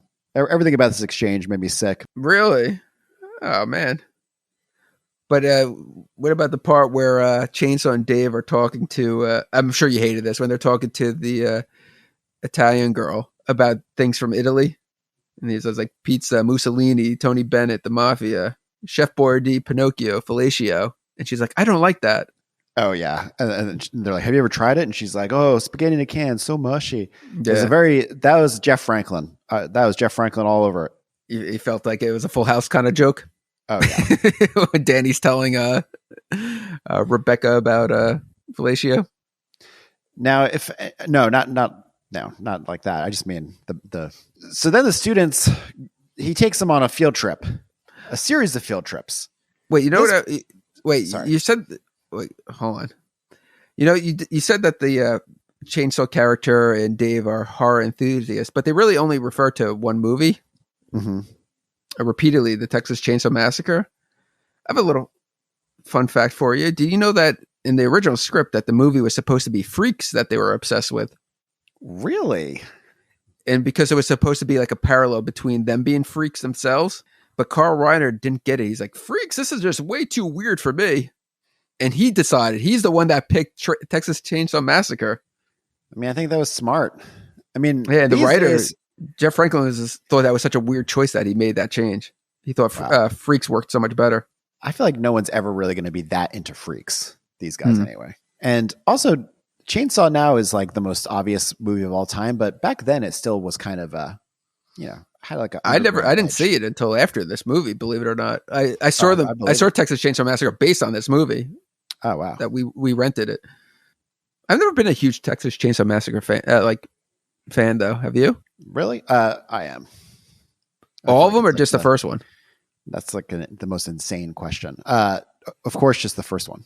Although the second one has the second one has some things going for it. But the first one I feel like is just so well made. It's like the best cinematic one. Rusty, this movie loves those go-kart shots more than any of us do. A lot of shots of people on go-karts. I feel like Carl Reiner must have been like, I just bought a go-kart franchise. I'm trying to get the word out about the sport. Actually, you know what? I'm going to let you in on a little secret about Carl Reiner's directing. He loved when they would improv things, but he also loved when between takes that when they were doing different like fun things, like that volleyball scene when they were playing volleyball at the beach, where he would see them playing just for leisure, and he'd be like, wait, we got to film this for the movie. And that's the same thing with the go-karts. He loved that they were having fun, so he did extra shots, which made its way into the movie, which is bizarre because he cut over 2 hours. He cut over 2 hours? Yeah. It feels like when we get to this part of the movie, it feels like we're just killing time. And yeah, it does. 20 minutes in. But imagine that. Imagine with those 2 hours where that they had to cut. Man, imagine if we started a campaign to release the 4-hour cut of this film and it became like extremely toxic. People were like, what? I can't believe anyone cares about summer school. So where you have this thing about Knott's Berry Farms. It says, insert great joke about this. I don't remember what that joke was. On September 21st, 2001, a 40-year-old woman fell out of perilous plunge and died there. Wait, hold on a second. September 21st? Yes. So 10 days after 9/11, this woman's needed to get back to life by going to the Knott's Berry Farms? It's fucked up because she was like, 9/11 was horrible, but at least we know that nothing worse than that's going to happen in September. Man, we're talking about a quick recovery. Yeah. It's time to move on. Wow, that's crazy. So what happened? Did they just hose it off and back to business? Man, some goats get a hold of Mark Harmon's shirt. There's no continuity with these goats here. No. You know, two things that are interesting about this shirt problem is that he says that this was their 1969 farewell tour shirt, but they didn't have a 1969 farewell tour. Their first farewell tour was in 1971. The second problem was farewell tour. Who's farewell? Rolling Stones. Oh, okay. Because he was bummed about a shirt being torn. He's just like, this is a 1969 farewell tour shirt. But it wasn't. Second problem is that the shirts feature the iconic logo of the lips and the tongue, but that wasn't designed until the following year by John Pache, I'm not sure. So there's two things wrong with that scene. Wow. Or three with the goats. You know what I found out, though, with just looking that up to make sure about the shirt? What Mick Jagger wanted him to design was he wanted to pay tribute to the Hindu goddess Kali. Because Kali is the goddess of empowerment and energy, and she had her tongue sticking out like that. Oh, I know all about Kali. My ex was really into her. The Maharaja, I mean. You can't get through an episode without referencing the Maharaja. And then they go on the trip to the beach. Yeah. You know, this is probably like the most iconic scene from the movie. Really? Everybody knows Fabiana from that bikini. Like the whole point of the scene is, there's two things I found out though, but the point of the scene is because Chainsaw and Dave wanted to see her in a bikini. But did you know that, when she starts to take off her top and Denise stops her and is like, hey, this isn't the French Riviera. Mm-hmm. But there's actually, originally she did take off her top. And what Dean Cameron said, and also the actress that played Anna Maria, said that was the day that the most people showed up to the set. All the Paramount execs were there watching. But she also said, so after she took off her top, she runs into the water, and Dean and Dave follow her in, and they propose to her. Proposed marriage. So the question is, what did she respond to that? Because after that scene, they kind of they're not that into her anymore. But anyway, so tell us about this geek moron. The geek moron. So this is the other character we haven't really mentioned. He's like the geeky guy who's just like a moron. We had a few kids like this in our high school. We had 90% of our high school like this. No. I mean, 90% of our high school were morons. But like, we had a few kids who like dressed up like geeks and like cosplayed as nerds, but were actually kind of dumb. Do you know what I mean? Oh yeah, I know a few of them. Yeah, I know one specifically. One of the kids' gimmicks used to be that he would sprint from class to class because he didn't want to be late. And then another kid started copying him. Oh my god! And they both had like huge turtle backpacks, and they'd like bend over and like sprint to classes. But they were like C students, high school. No, oh my god! They had turtle backpacks. No, turtle. Like the backpack is full of a lot of stuff. Turtle as a metaphor. Like they looked like a turtle because they were as a metaphor. I see. Yeah, I got it. I thought you meant like Teenage Mutant Ninja Turtle backpack. Which is like, that's why I asked what grade, but oh my god. So the deal with this Ikian guy is that his family was all A students and he like something missed out on him. So that's why he's ended up in summer school. And this guy's familiar. What else is this guy from? He is from a ton of stuff. You're talking about Richard Horvitz. He is from he does a lot of voiceover work. Yeah, that makes I know sense. he does the new Invaders Zim. He does The Grim Adventures of Billy and Mandy, Angry Beavers. He's in video games. He does the Ratchet, and is it Clank or Crank? It's Crank. He might be one of the biggest people from this movie.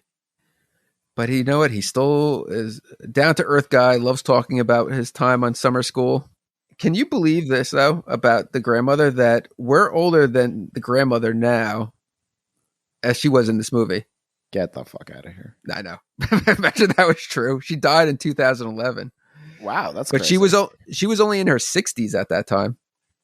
Well, comes to class. She comes to this meeting. She says, "Going on throw up rides and rubbing barnyard animals. Your idea of a quality education."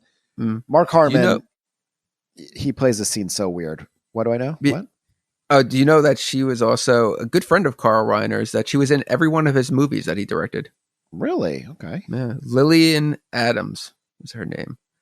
Do you know though that there's a weird scene that was filmed where Richard Horvitz, Ekian, says goodbye to his grandmother on his way to school, and he goes to kiss her goodbye, but he winds up like kissing her on the lips. And they did like a 360 shot, and it was like passionate, like he had a passionate kiss with his grandmother. How weird is that? Do you know, one other thing I want to say about Richard, though, is that he was actually the last person in this movie to be cast. Really? And it's because the Ekian character, they were actually, this would be weird. They were looking to cast somebody that was Jewish because the character's last name was Goldberg.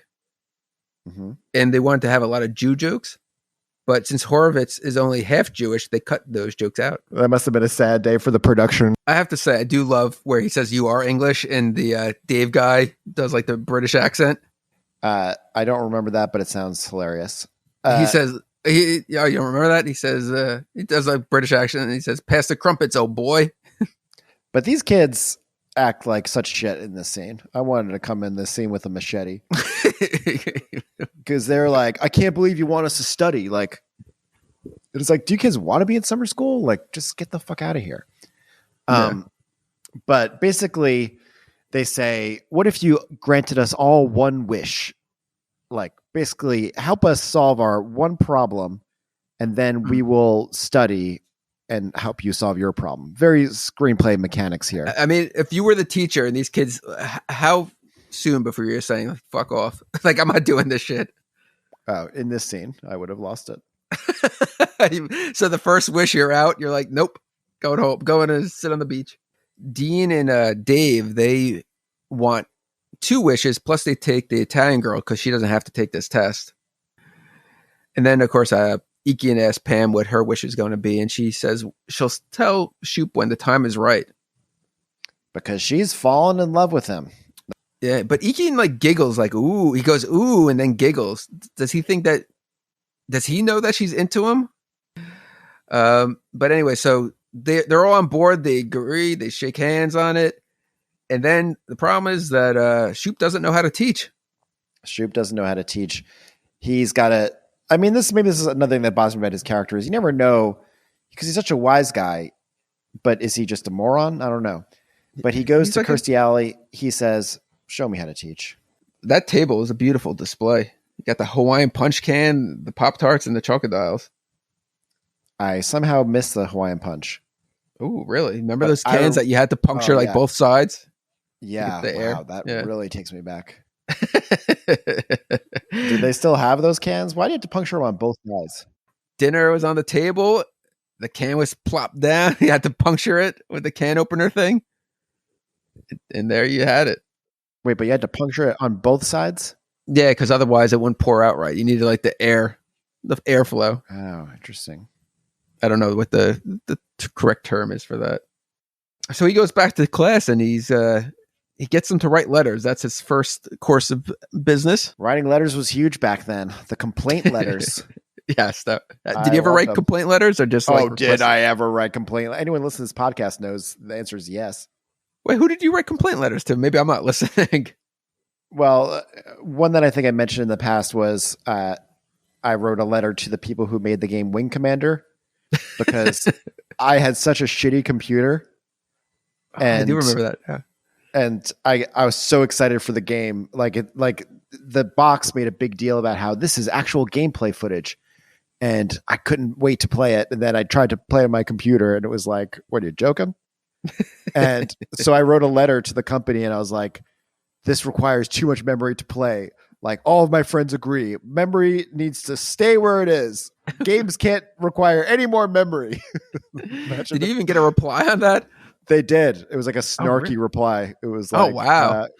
We're going to need to keep using memory and you just have to get a better computer." Wow. And Imagine if they had never moved on from. It's like, sorry, games can only be 20 megs because of this kid in 1989. We see that he starts to help the students. They write the letters. He starts helping. Yeah.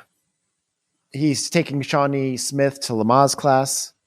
He's helping the dumb football guy practice. Mm-hmm. He's going to driver's ed. Now, it might sound like I've got no structure here, but this film has no structure or narrative drive. They set off a lot of fireworks going inside. Rusty, a bit of a great white situation happening. You know what? I'm sure. Actually, I think you wrote it in your notes, but I'm sure you hated the fact that after they lit this guy's couch on fire, they took no responsibility for it. Shoop comes out. And he's like, "It's like my couch, my fish," and they're like, blame. Like they're like, that shouldn't have been here, or whatever they say. Like they took zero responsibility. Oh yeah, that was disgusting. And then Shoop's just like, party's over, and they're just like, come on, man, it was just getting good. Like I would have choked. Oh yeah, I know, me too. But Mark Harmon put that fire out himself because it started getting a little out of control, and he got a scar that he still has to this day. Mm. Did you happen to also notice with Mark Harmon that in many scenes you see on one of his fingers it's like black? That must be the burn. No, that was actually from an injury from a shaving commercial he did. But there's also he had another injury. He had a broken collarbone, and I forgot how he got that. But in the scene where he's roller skating with shirtless before he gets like arrested, you can see that his like one shoulder is like slooping a bit, and that's where it's broken. Man, who knew that Mark Harmon in summer school was like Griffin Dunn in American Werewolf in London? Carl Reiner is like, my lead actor, he becomes more decayed every scene. Mel, what can I do? This guy's rotting in front of me. Man, I saw at Monsterpalooza David Naughton from American Werewolf in London looking like an old man, and no one was on his line. I was like, should I just get on this guy's line? And I was like, what am I doing? Did he sing the Coca-Cola song to him?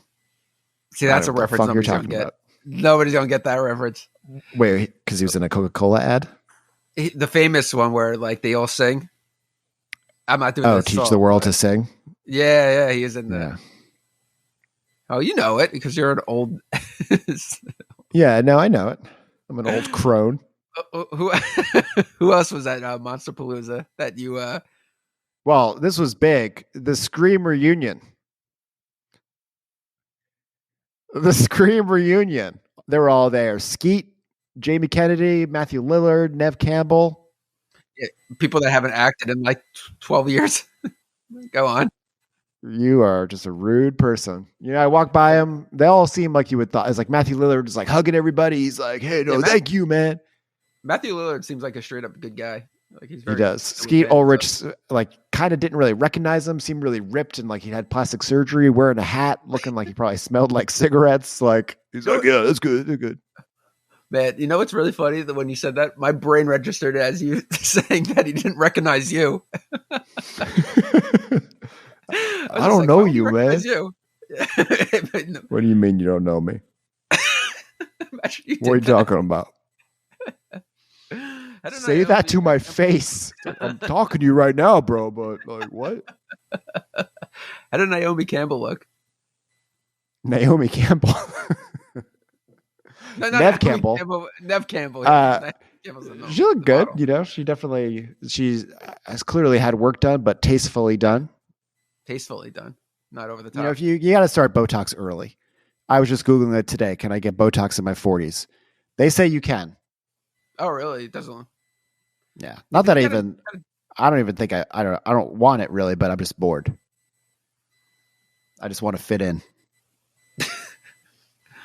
I mean, you got to be careful, man. You cross that line, you look like a freak. I want to be a freak. Yeah. Who else did you say? Jamie Kennedy? Jamie Kennedy. He was completely blocked by his adoring crowd. Didn't even get a look at him. Do you like him? I don't know. What's your hot take on Jamie Kennedy? I don't really have a take, but I'd say borderline positive. But other guests at Monsterpalooza included Dee Wallace, like I just said, Charles Fleischer, voice of Roger Rabbit. Wait, no, please, I can't do it. Please, Eddie. pretty what's good. his Pinhead, who had a huge line the whole day. Oh yeah. I was kind of surprised that Kane Hodder, out of the uniform, out of the Jason costume, not a huge line. Really? I thought about that one for a second. Wasn't he sick for a while, or am I thinking of someone else? He definitely seemed pretty fucked up. He seems like it's like a stunt guy who like took every hit. Like, I'm sure you remember that Beyond the Mat documentary where Mick Foley is like has broken every bone. He kind of had like that feel. Yeah. Like looking at him, I was just like, is that guy's spine all right? Yeah. So then he's hanging out with Chainsaw and Dave on the beach, and they're drinking, and a cop comes up, and Mark Harmon says that it's his booze, and he ends up in jail. And I'm just like, where are we in this film? Like, what is happening here? This is the weirdest structured film ever. Well, I mean, it's showing. I mean, I guess it's part of the building of like, I don't even know, because I would say like maybe showing Robin that like he really cares about the students, but it doesn't really play out that way with this scene. All it really does is sets up the scene where he has to take his kids to court, or the students to court. Yeah, it's kind of like a not like, you know, in most comedies this would be a huge set piece where it was like, oh, the time he goes to jail and it's really funny, but not enough funny stuff happens. I guess it does just stay in it for that later thing. I mean, it does make sense that this movie was once like 4 hours long. I like when he gets put into jail and like they push him in, he's on his roller skates, and like guys are all like catcalling him, and one's like, "Hey, roller boogie boy." You must have loved these Nike roller skates. Were pretty cool. No, like, I never liked those. Really? They look great to me. Really? Well, I know what to get you for Christmas now. Wow. Do you remember one guy calls them a moon doggy? Do you know what that means? I looked it up because I didn't know what it meant. What does it mean? It means like hippie, like, or like weed smoker. Because I guess he's like shirtless and wearing the rollerblades and stuff. I just never heard that term. Roller skates, right? Not rollerblades. Yeah. Did I say rollerblades? They hadn't invented those yet. I was ahead of my time. That's still in development at Raytheon. Yeah. So the Chippendales, we see why this guy is so tired. He's working as a stripper. Is it even Chippendales, or am I just saying that? It's a male stripping place.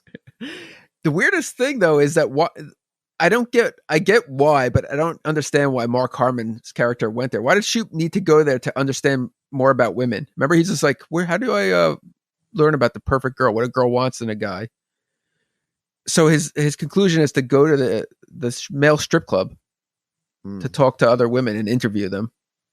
I think I missed that subplot entirely. I was just like, I guess he's here now. Yeah. And that's where he discovers Larry doing his strutting his stuff. You know, the guy, the jock guy that's an idiot, he originally auditioned for this part and didn't get it because he couldn't dance. And then when Ken Olin came in, and that was his test. All he did was dance, and they're like, "You got the part." Wow. He said it was incredibly easy. Incredibly easy audition. Imagine that. All you have to do is go and dance, and they tell you right away you got the part. That's great. Apparently, Carl Reiner, who was involved with some of the casting, was like very easy to please. Oh, he does. He reminds me of like my dad hiring people. You're wonderful. I got a perfect part for you. I saw Mark Harmon. He was smiling. He's a good guy. That would be your dad. But I do like the part. I do like the part in the strip club scene where like he's talking to Larry. He's just like, what are you doing? He's just like, don't you want to finish school? And then Larry says to him, he says, if you could be 17 again, only you knew what I know, or only you knew what you know now. And Shoop's like, yeah. He's just like, well, I know now. Like, and then Shoop responds by saying, I hate that kid. But imagine that, knowing what you know now, if you knew it then. Oh, man. Go back to 9/11. Go to the airport, get on one of those planes, sit quietly, not say anything. They're like, gentlemen, bad news. We sent back a coward. He's on the plane doing nothing. He brought a switch.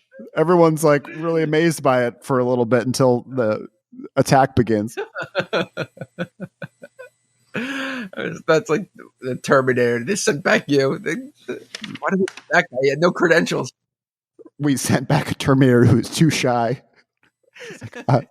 Hey, Sarah, is this Sarah? Are you Sarah Connor? I don't want to. So then they do a report on who they admire most. These kids say Rick Baker. You might be shocked to know this, though. Go on. Oscar winner Did Rick Baker. But did Rick Baker work on this film? He did the makeup for the massacre scene.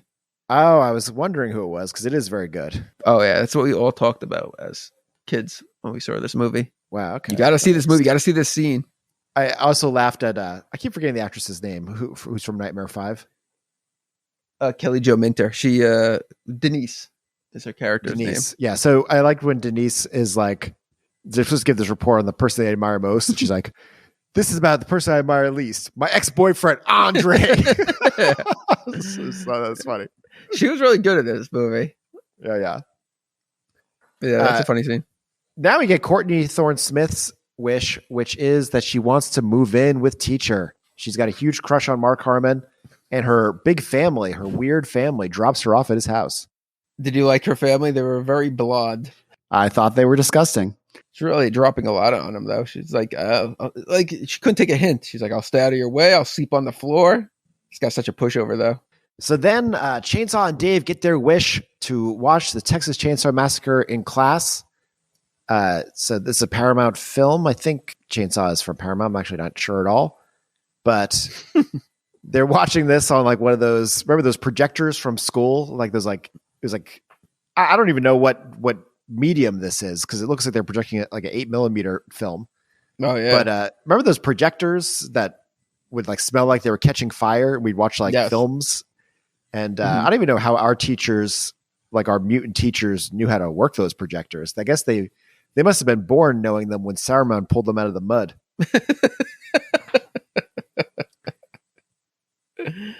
I mean, if you remember Miss Penn, she really was like what are they called? Urukai? She really was one of those. If you remember that teacher. She was a killer. She was a fucking killer. She's not a nice lady. Man, all I know is it's crazy thinking like all of our teachers are dead. You know, like every elementary school teacher is probably dead now. It's like when you see a cat in a movie with Orson Welles, you're like, "That no way that cat's alive." Oh yeah, I don't think Wonder Mutt's alive anymore. No way. No, Wonder Mutt, no way. Wonder Mutt, the dog in this film. I've got to give props to a film that gives a subplot to a dog. Yeah, dog depression.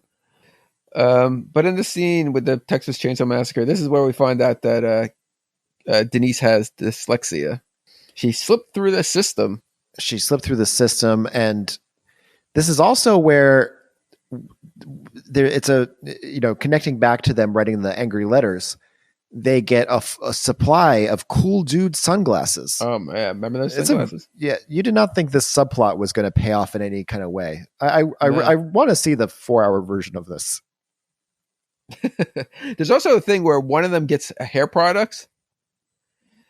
And I don't know if you noticed, but there's a scene where Larry, the stripper guy, his hair is like completely gelled and differently styled. And that's because he used the hair products that he got. Oh, yeah. I think there's like a cut scene where they were using all the products, right? No, you don't actually ever see the products. That was completely cut out, but you see his hair all styled differently. So now Mark Harmon takes some of the students to their driver's ed test, and Denise passes, which is an inspirational moment. I really like because she's so excited that she passes, and when she exits out of the car, she like forgets to undo this seatbelt, and she like kind of gets pulled back in. You kind of feel her excitement. It was another nice, wholesome moment. I love that. And then, of course, Mark Harmon's excited for her, and he says, "Can you do me a favor now?" And she's like, "What is it?" And he says to get help with her reading. And we suddenly become a serious film. Yeah. But I mean, he says like you have to retrain your brain. Do you think it's possible to retrain our brains to be better at video games again? I need to get hand transplants, but hand transplants of a child. It's like, you notice Ed had some work done. He's got little kid hands now. It's like if I ever ended up back on Hinge, I'd be like, "Hey, before we meet, I should tell you one thing. I got little kid hands." No, they're not small. They belong to a little kid who died tragically in a car accident. The people playing video games, their neurons are fired like a super soaker, and ours is like those horrible like water guns you got at a birthday party. They're like, beep, boop, boop. Oh yeah. No, modern kids probably don't even remember the water guns that we had that were like invariably would like shoot to the side. It was like, like, oh my Lord. Trying to like fix the hole. from like the 5 and 10. Oh my god. But Chainsaw does not do as well in his test. No. And he comes up and hands Mark Harmon his bumper. And like smugly is like, hey dude, like wreck your car. Like if someone did it to you, I'd be beating that kid with the bumper. You know what's weird? He calls the driver instructor, he calls him a dumb dildo when he like messes up. Mm-hmm. And he says, I didn't mean to call you that, but I remember people using that insult. You dumb dildo. Really? Dumb dildo. Yeah. Did you pass your driver's test the first time? I did. Really? Oh, congrats. Yeah. I feel like when I was younger, I was very confident. I've lost a lot of confidence over the years. In driving, you mean? Or just in just in life. Yeah, just in general. But like when I went into my driver's test, I was so confident that I was going to pass, and I like proved it. And nowadays, I'd like second guess myself. I probably would fail nowadays if I took a driver's test. Oh yeah, I'd never want to have to take one as like an elderly person. Yeah. I failed my first driver's test, and I really should have. Like I had barely practiced. I don't know what I was thinking. What got you? And it just the whole thing? Hit like the curb on a 3-point turn. My parallel parking was like really tortured. And when she was like, "You failed," I was like, "Oh, what? You ruined my life." License to drive. So, anyways, though, Shoop comes home. Shoop comes home. His car gets wrecked. Oh boy. Pam is there preparing a meal. She says, "Hi, honey, you're home." Yes, she has prepared a meal like a complete maniac, and her energy here is pretty funny. Oh, yeah, you like it? I did kind of like this scene, yeah. And then because also this is when Kirstie Alley comes in, and when Courtney Thorne-Smith is like making this manicotti, she comes in, and the way she says, "I brought you this Ray Bradbury book," like when she sees her, like it's actually really funny, like the way she is much better than I just did. Oh yeah, but yeah, it was really good. I like Kirstie Alley in this scene too, because like when she's kind of just like leaves, and like, and Shoop doesn't put it together. He's so oblivious, but then he's just like, he's like, "What's going on? Like, what's wrong?" And she says like, she basically says like, it's like you're really messing with this girl. Yeah, like he handles this like a complete moron. Yeah. But the scene takes a sad turn when they break up, and she's really upset. And he's like, "Well, you cooked. Why don't we just eat?" And she goes, "It's just food." Do you remember? I don't think we said this, but in the party scene where she like goes in the bedroom and he's just like laying there, and she's like, "Is everything okay?" But she like starts hitting on him, and she then makes the case that where she's 16 and his girlfriend's 21. I feel like though, like if he did sleep with her, because he easily could have, I feel like the 80s would have been more laid back with that. Oh yeah, this would not even have been that crazy of a element of the film. Yeah. Nowadays you would be stoning that guy to death. And then when we're back in class, and she's mad at him, which is another kind of funny moment. Oh my god, yeah. Do you like her line though? It's such a teenage angsty line where there's like, "There's no way I can." She says, "There's no way I can relate to the written word." When what you did to me, you put me through hell. Did you ever react that way to an ex? Oh yeah, no, I've just been melodramatic my entire life. So yeah, she's sulling with him. The Chippendales guy's got energy because he got fired because his mom came to the show. Yeah. Now we're in a courtroom. I'm like, where the hell? What movie are we watching? A courtroom scene? There's a lot of storylines in this film. Well, I mean, I guess it's supposed to be a touching moment because this is where his students really like embrace him. Yeah, because they're there to support him, and also Robin. So he gets his charges are dropped. Yeah, his charges are dropped, and they say they got the liquor from Murray. Oh yeah. Now I wouldn't know it because I was in a hardcore straight edge gang at the time, but was there a place in Seaford that had that would sell, famously sell to underage kids? I feel like there was a place in Amityville. We were in high school at the time, and then in the early 90s was the cusp where right before it was cracked down, there's a major crackdown on underage drinking. So there was definitely ways to get booze. There was a couple distributors that would sell. Mm-hmm. But there was a place, and I remember going there, and it was very scary in Amityville. It was like a 24-hour liquor store, but they would do dog fighting in the basement. What? Yeah, it was really to go there like late at night on a weekend, and you could definitely, there was potential to get mugged, but that they didn't give a fuck who you were, or you could be like a baby coming in for booze and they would sell it to you. Have you ever told the story about when me, Foot, and Garrett got, I would call it a soft mugging on the bus back from the Sunrise Mall? We like walked to the Sunrise Mall and then took the bus back. And we were waiting at like the bus stop, and this like very kind of like hillbilly kid came up. Not like what you'd expect. And he started talking to us, and he was like, he kept like phrasing everything as like, you ever heard about? He's like, you ever heard about a kid they called Donkey? And we're like, no. And he's like, well, I'm Donkey. And we're like, okay. God. And he's like, you ever heard about someone blew up the school cafeteria with a grenade? And we're like, no. And he's like, well, that was me. Brilliant. And then he's like, how much money you got? And we're like, we don't have any money. And then he's like, what if I give you $4? Give me $5. That is I like his business plan. I mean, it was a very inefficient robbery. Did you give him the $4 the $5? Oh yeah, of course. You didn't want any trouble. Hey, mister, I don't want any trouble. Look, if all you're gonna net $1, I can make that sacrifice. Now, there was two of you and one There's of three him. of us. And there was one of him? Yeah, and he was like 4'11". Did he brandish a weapon of any kind? He referred to a knife, but that takes some guts though to soft mug three people. These three? I don't know. And this was like 8th grade, so we're pretty young. So did you each give him $5 where he made 3 on the deal?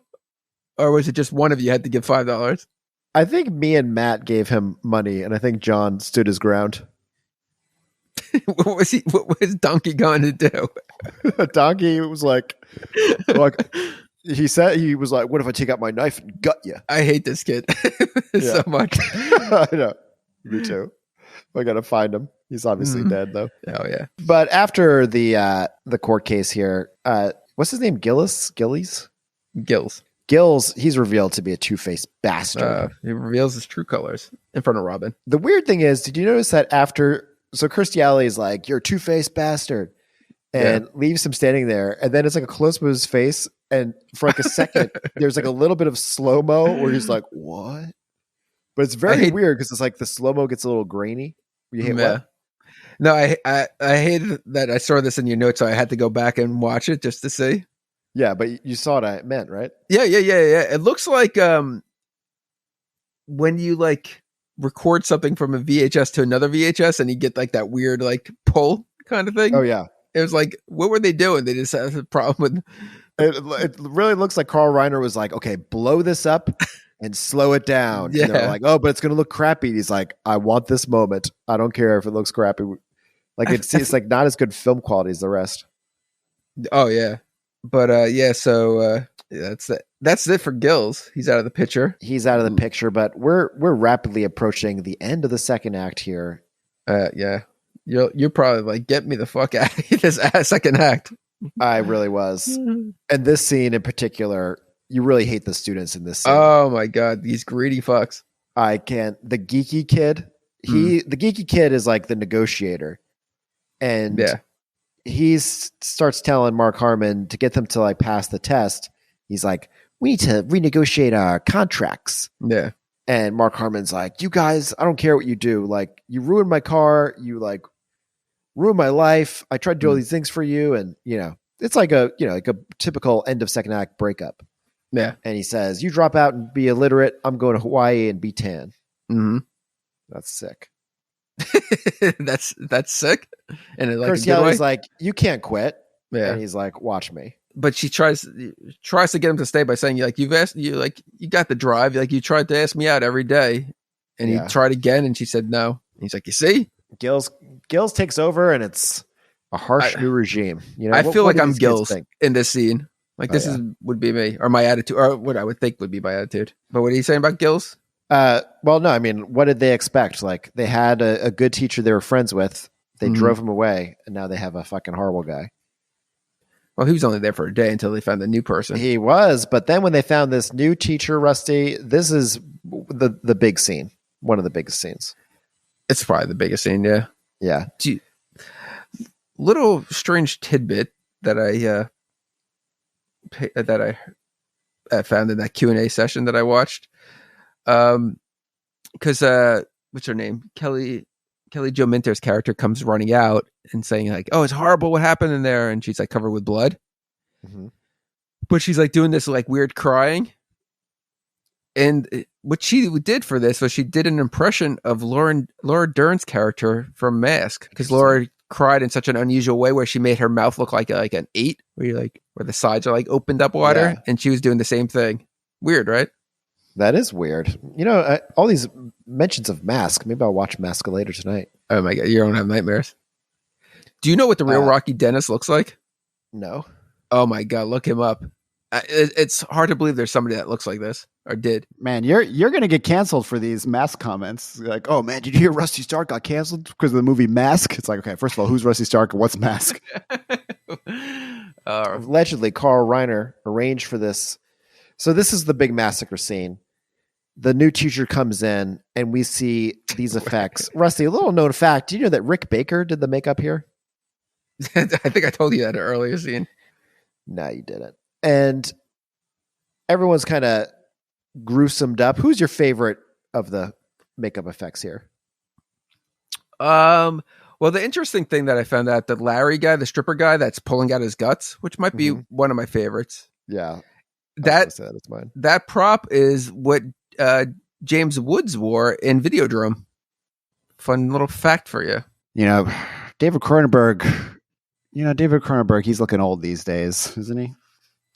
Crimes of the future. You said it, not me, David.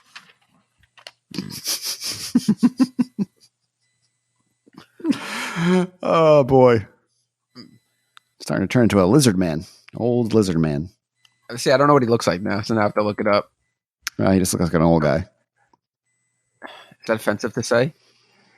No, because we're old guys. Okay. From the Mario Brothers movie, he looks like King Koopa. Yeah, he's got like part reptilian in him. Yeah, but he still has his hair, which is pretty cool. That is pretty cool. Yeah, I mean, it's pretty thick. I'll take that. I look like a lizard man with full hair. Just get some Botox, get some makeup. I think the ruler thing in the mouth is kind of cool in like a fun way. Yeah, it's kind of like Beetlejuice-esque. Yeah. Probably, I would say maybe the what's it called? The buzzsaw thing in the head. I just love the look the guy's got on his face when he's holding like his guts. Like, yeah, he's like, oh. His eyes hanging out. Now, did you see this bit of trivia that Carl Reiner arranged for this scene to be shot on Halloween, so the actors could wear their costumes and makeup to the Halloween parties they were attending that evening? Did you hear this? I didn't see that one, but I saw it in your notes. I wonder if that's true. I believe it, because I heard also from some of the cast members that that Carl would wrap each day around at 6:00 so everybody could go home and eat with their families. Oh, yeah. He believed in, like, you should have your meal, your dinner with your family or your loved ones. Yeah, that's like an older director with a appreciation for family. And what about you? You're slave driving? I'm more like an alcoholic, where it's like I pretend to leave the bar, but then I like sneak back in. So like I'd be like, everyone, it's important to be with your families. Let's all go home. And then everyone leaves. And then I'm like, I've got nowhere else to go. I've got to sneak back into this place. I'm like, man, this guy's the Phantom of the Opera of his own opera. I thought you were going to say you're like Kuma from Tekken 3, just watching from the window. Oh, no, that was King. Oops, my bad. King from Tekken 3, where you're watching from the window. I love that reference. watching the kids celebrate Christmas. You're just like watching them with their families with a tear in your eye. I mean, I remember that was sad at the time, but I mean, come on, King can never be among normal people. You're like Elon Musk, but worse. You're like, this guy's worse than Elon Musk. I don't even know what the fuck that means. Because he's making his employees come back to work, working more than No, I would let them leave, but I'll stay.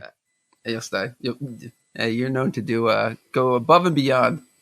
It's true. Just got nothing else. I got nothing else, kid. I'm like that guy in Shawshank Redemption who like can't survive life on the outside. Brooks was here. Ed was here. I'm always like, I'm just gonna like, not do anything this weekend. And then if I don't do any work, I'm like, I'm so depressed. I liked how he knew this was immersive theater. The sub is like freaking out, but he was like, these kids. Oh yeah, They say, Gills, get us back, Shoop. So they go to the beach. They track him down. They find him at the beach. What do you think? He was eating that old Breyers canister ice cream. I was thoroughly disgusted by this. I hated how there was sand at the bottom of the ice cream container. Didn't you hate going to the beach in general and eating anything that like would get covered with sand? Anything that was like cold? I hated going to the beach in general. Yeah. I'm not a beach person. No, me either. But especially, I'm especially not a beach person of like Jones Beach. Like the beach of our youth was fucking hell. Yeah. Like I'll go to Hawaii, but like, yeah. That was not pleasant. My parents would pack up the cooler and they would make sandwiches and bring some snacks and stuff. And I remember like everything was like gritty. Oh yeah, everything. Like on a windy day, fucking eating a ham sandwich, and it just like peanut butter and jelly sandwich. It's just like, why is it so gritty? And just like the sun is just so blazing, and people were just like right next to you, like blah, blah, blah, blah. Yeah. It was like the scene from Jaws where like the beach is so overcrowded. Back to the beach. This is where the dog subplot, kind of a late breaking subplot. He loses his doll in the waves, and all the kids show up in their makeup. Chainsaw and Dave say they've been sober for 2 days. Courtney says it was just a phase, baby. They say, come back and teach us, please. Yeah. So then we get a montage of the kids studying. Yeah. The dog is depressed. Chainsaw has a weird dream, which I did laugh at. It's like he wakes up and he doesn't know anything. Oh, yeah. Did you see that he was holding, what he was studying though? He was holding Oculus Orbis, the mad ball. Oh, I did not notice that. That was like the mad ball everybody had. Indeed it was. Yeah, it's the most common one. And do you notice who's playing Chainsaw's dad here? Bo Starr from Goodfellas. I don't even know. Who did he play in Goodfellas? He's Henry Hill's dad. Oh, really? Interesting. Yeah. Oh, I didn't even he's also pick that like up. the mechanic in Fletch, the plane mechanic. I couldn't even place him in Fletch. I haven't watched Fletch in a while. So now we're at the final test. Remember those blue books? Oh, do I? Yeah. You must have loved this moment because this is when the big song plays. Oh my goodness. Do I love this song? I think I used it on one of our episodes to close it out. You did. And it's E.G. Daly, Elizabeth Daly, right? Elizabeth Daly, who we know from Pee-wee's Big Adventure. And, she's also in Valley Girl. She's also the voice of many characters, Powerpuff Girls, Rugrats, etc. Yeah. Pee-wee. Originally, do you know that originally it was supposed to be a Debbie Harry song? Yeah, she recorded it. You could listen to it. I think it's even on like one of the versions of the movie. But why? Do you know why they didn't use it and they went with E.G. Daly? It was some kind of legal conflicts. No. Have you listened to both versions or have heard them? No, I did watch the music video, which features a lot of the cast. It features all the cast. Even Carl Reiner is dancing away. Oh, well, he's dancing away, but I don't think Mark Harmon's in it, is he? Well, only in the footage that they use from the movie, but no, he's not in it. Because they show like a guy walk in with like a Hawaiian shirt, but it's from like the waist down, like just like to bring the dog in. They're like, we have the dog though. They did get one in, but did you like the video? Now I know you liked E.G. Daly's look in Pee-wee's Big Adventure. Do you like her look in this video? Not as much as Pee-wee's Big Adventure. Oh boy, it's hard man to please. Well, but do you like the song though? Video to watch. Yeah, no, it's a good song. I like the song. I actually like it. I like E.G. Daly's voice in this song better than Debbie Harry. It's probably like a controversial thing to say. But a lot of test taking. We're trying to make a montage out of taking a test. It's not that exciting. No. And it fades out as Shawnee Smith's character starts to have contractions. Now, Rusty, I'm a little concerned here. Okay. Because my next note says, holy shit, we just dodged a major bullet here. I can now reveal a giant connection between these two films. Okay. I don't know which two films I'm talking about. These two films. You should have wrote the two films. Wait a second. I think I put it together. What's that? Oh, my God. Did you notice who the score is by? Danny Elfman. Maybe I meant this and Pee-wee? I don't know. You really feel that Danny Elfman score in the very last scene, but we're gonna get to that. I like how they handled that. They put the kid up for adoption. I don't even know what I'm talking about here. That was because, oh my God, after they take the test and they're all kind of, like weeks later, they're hanging out on Shoop's property for some reason. He's not around, but they're just hanging out on his deck. This was very confusing. This was like when Carl was cutting out those 2 hours, he might have wanted to leave in like a minute of connective tissue between what happens in here. Because an indeterminate amount of time later, they're on his like porch. Yeah. And Shawnee Smith's talking about how she wasn't ready for a baby and they put the kid up for adoption. And it's kind of a nice moment. Everyone's like, oh, that's cool, And Mark Harmon walks up and he says, we failed. Yeah. This is a weird moment. We've been waiting for this test. We've been building towards this our entire lives. And this is how this moment is handled. Yeah. What did you want from this guy? I mean, it's just the blocking of the scene is so weird. It's like, what did Mark Harmon get the test results from a dolphin? It was the dolphin from Day of the Dolphin. All the teachers and kids come to the rescue. Bo Star again. You get a little more Bo Star. He has a big moment here, but Yeah, so do a lot of random actors that we've never seen before. It's like, what are we doing? New characters this late in the film? The thing that puzzling though is where Bo Star is making the spiel for his son to that he's improved himself and he's shocked and he's just like says that he's the reason why him and his wife stopped having children.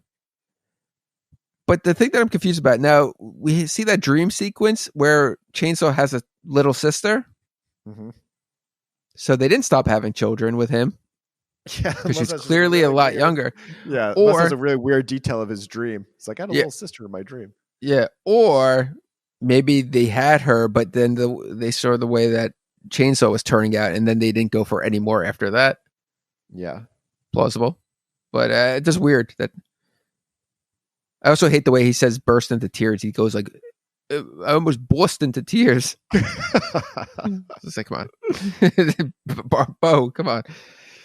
I do like though when Dave passes, but Chainsaw fails, and he's like, "You passed, and I failed, you asshole." And he's like, "Sorry, man. I'll take it again. I'll fail. I promise." Oh yeah, that was a good. And I'm sure you went ape shit when you saw the football kid celebrating with his dad. Yeah. The football kid and his dad are like, what do they do? They do like a weird like football cheer to each other with like kill. But it was like people doing that only existed in the 80s. The only way that's acceptable to me is if Donkey's there throwing a grenade in the middle of them. Oh yeah, sure. Take them all out. Donkey, run in there with the suicide vest. You ever hear about the kid who blew up that football family? Yeah. You know what I would love if like Donkey is a listener of this, if he's still around and he's just one of the listeners. He's just like, this guy's talking about me. He's like, I really turned my life around. He's like, like that was like my bottom. It's like, did you ever hear the Chris Rock story where he was on set, he was doing something, directing maybe something, and his bully was like one of the security guys? No. And he's just like, I made it, and this is what this guy became, kind of thing. That would be Donkey listening, like, hey, that guy made it, and I robbed. Man. So everyone's happy, Rusty. We go to the final scene of the film. Mark Harmon and Kirstie Alley making out on this beach. Oh, yeah. Now, this was a little awkward because you can see Dr. Zaius in the background. He's like, what are they doing? It did look very Planet of the Apes, but it was a little awkward because like the waves are coming in and they're wearing all their clothes. And it's kind of like, you're like, are they comfortable here? or like they're kind of like laughing about how like then the dog starts licking their faces. Yeah. Did you see this film? You know what I'm talking about? Of course I know. But Yeah. what's crazy is that Danny Elfman's score completely like nails this final moment. Yeah. Like it accents like when Mark Harmon's like head moves. Yeah, and also the way the dog, like when he squeezes the dog's face and he like squeezes and that like the note hits perfectly for that. Yeah. That's crazy. Do you know, I have a little interesting connection for you though. I don't know if it's deliberate or not. Go on.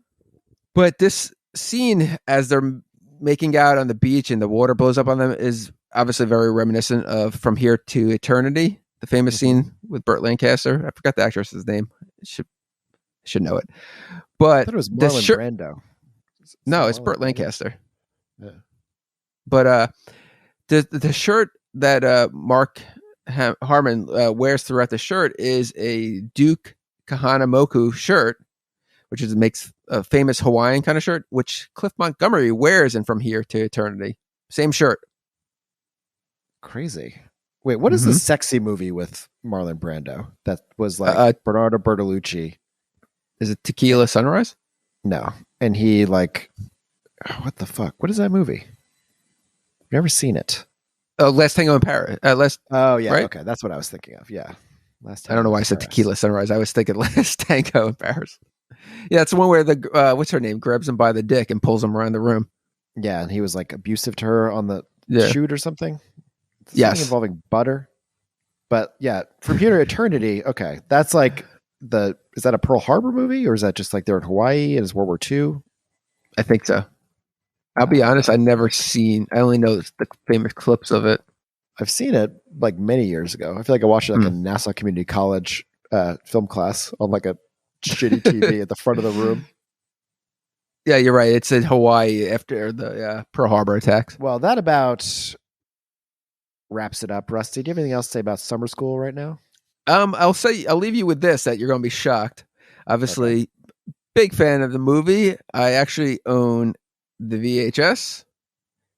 I own it now on from Amazon. Nice. Or Amazon Prime. I have the record, the soundtrack. Okay. I have the E.G. Daily single, 7-inch original. But I also randomly have, because I have my basement like nostalgia room, the 80s, 90s room. I have a signed 8x10 still of this movie by Dean Cameron. Really? That's actually cool. How did you get that? Oh, I have my ways. It was an eBay thing, but it's like I got all the this documentation that it's legit. Not that even if it wasn't, I'd be like, who was ever going to question a Dean Cameron signature? It could happen, but Dean needs to start making some moves right now.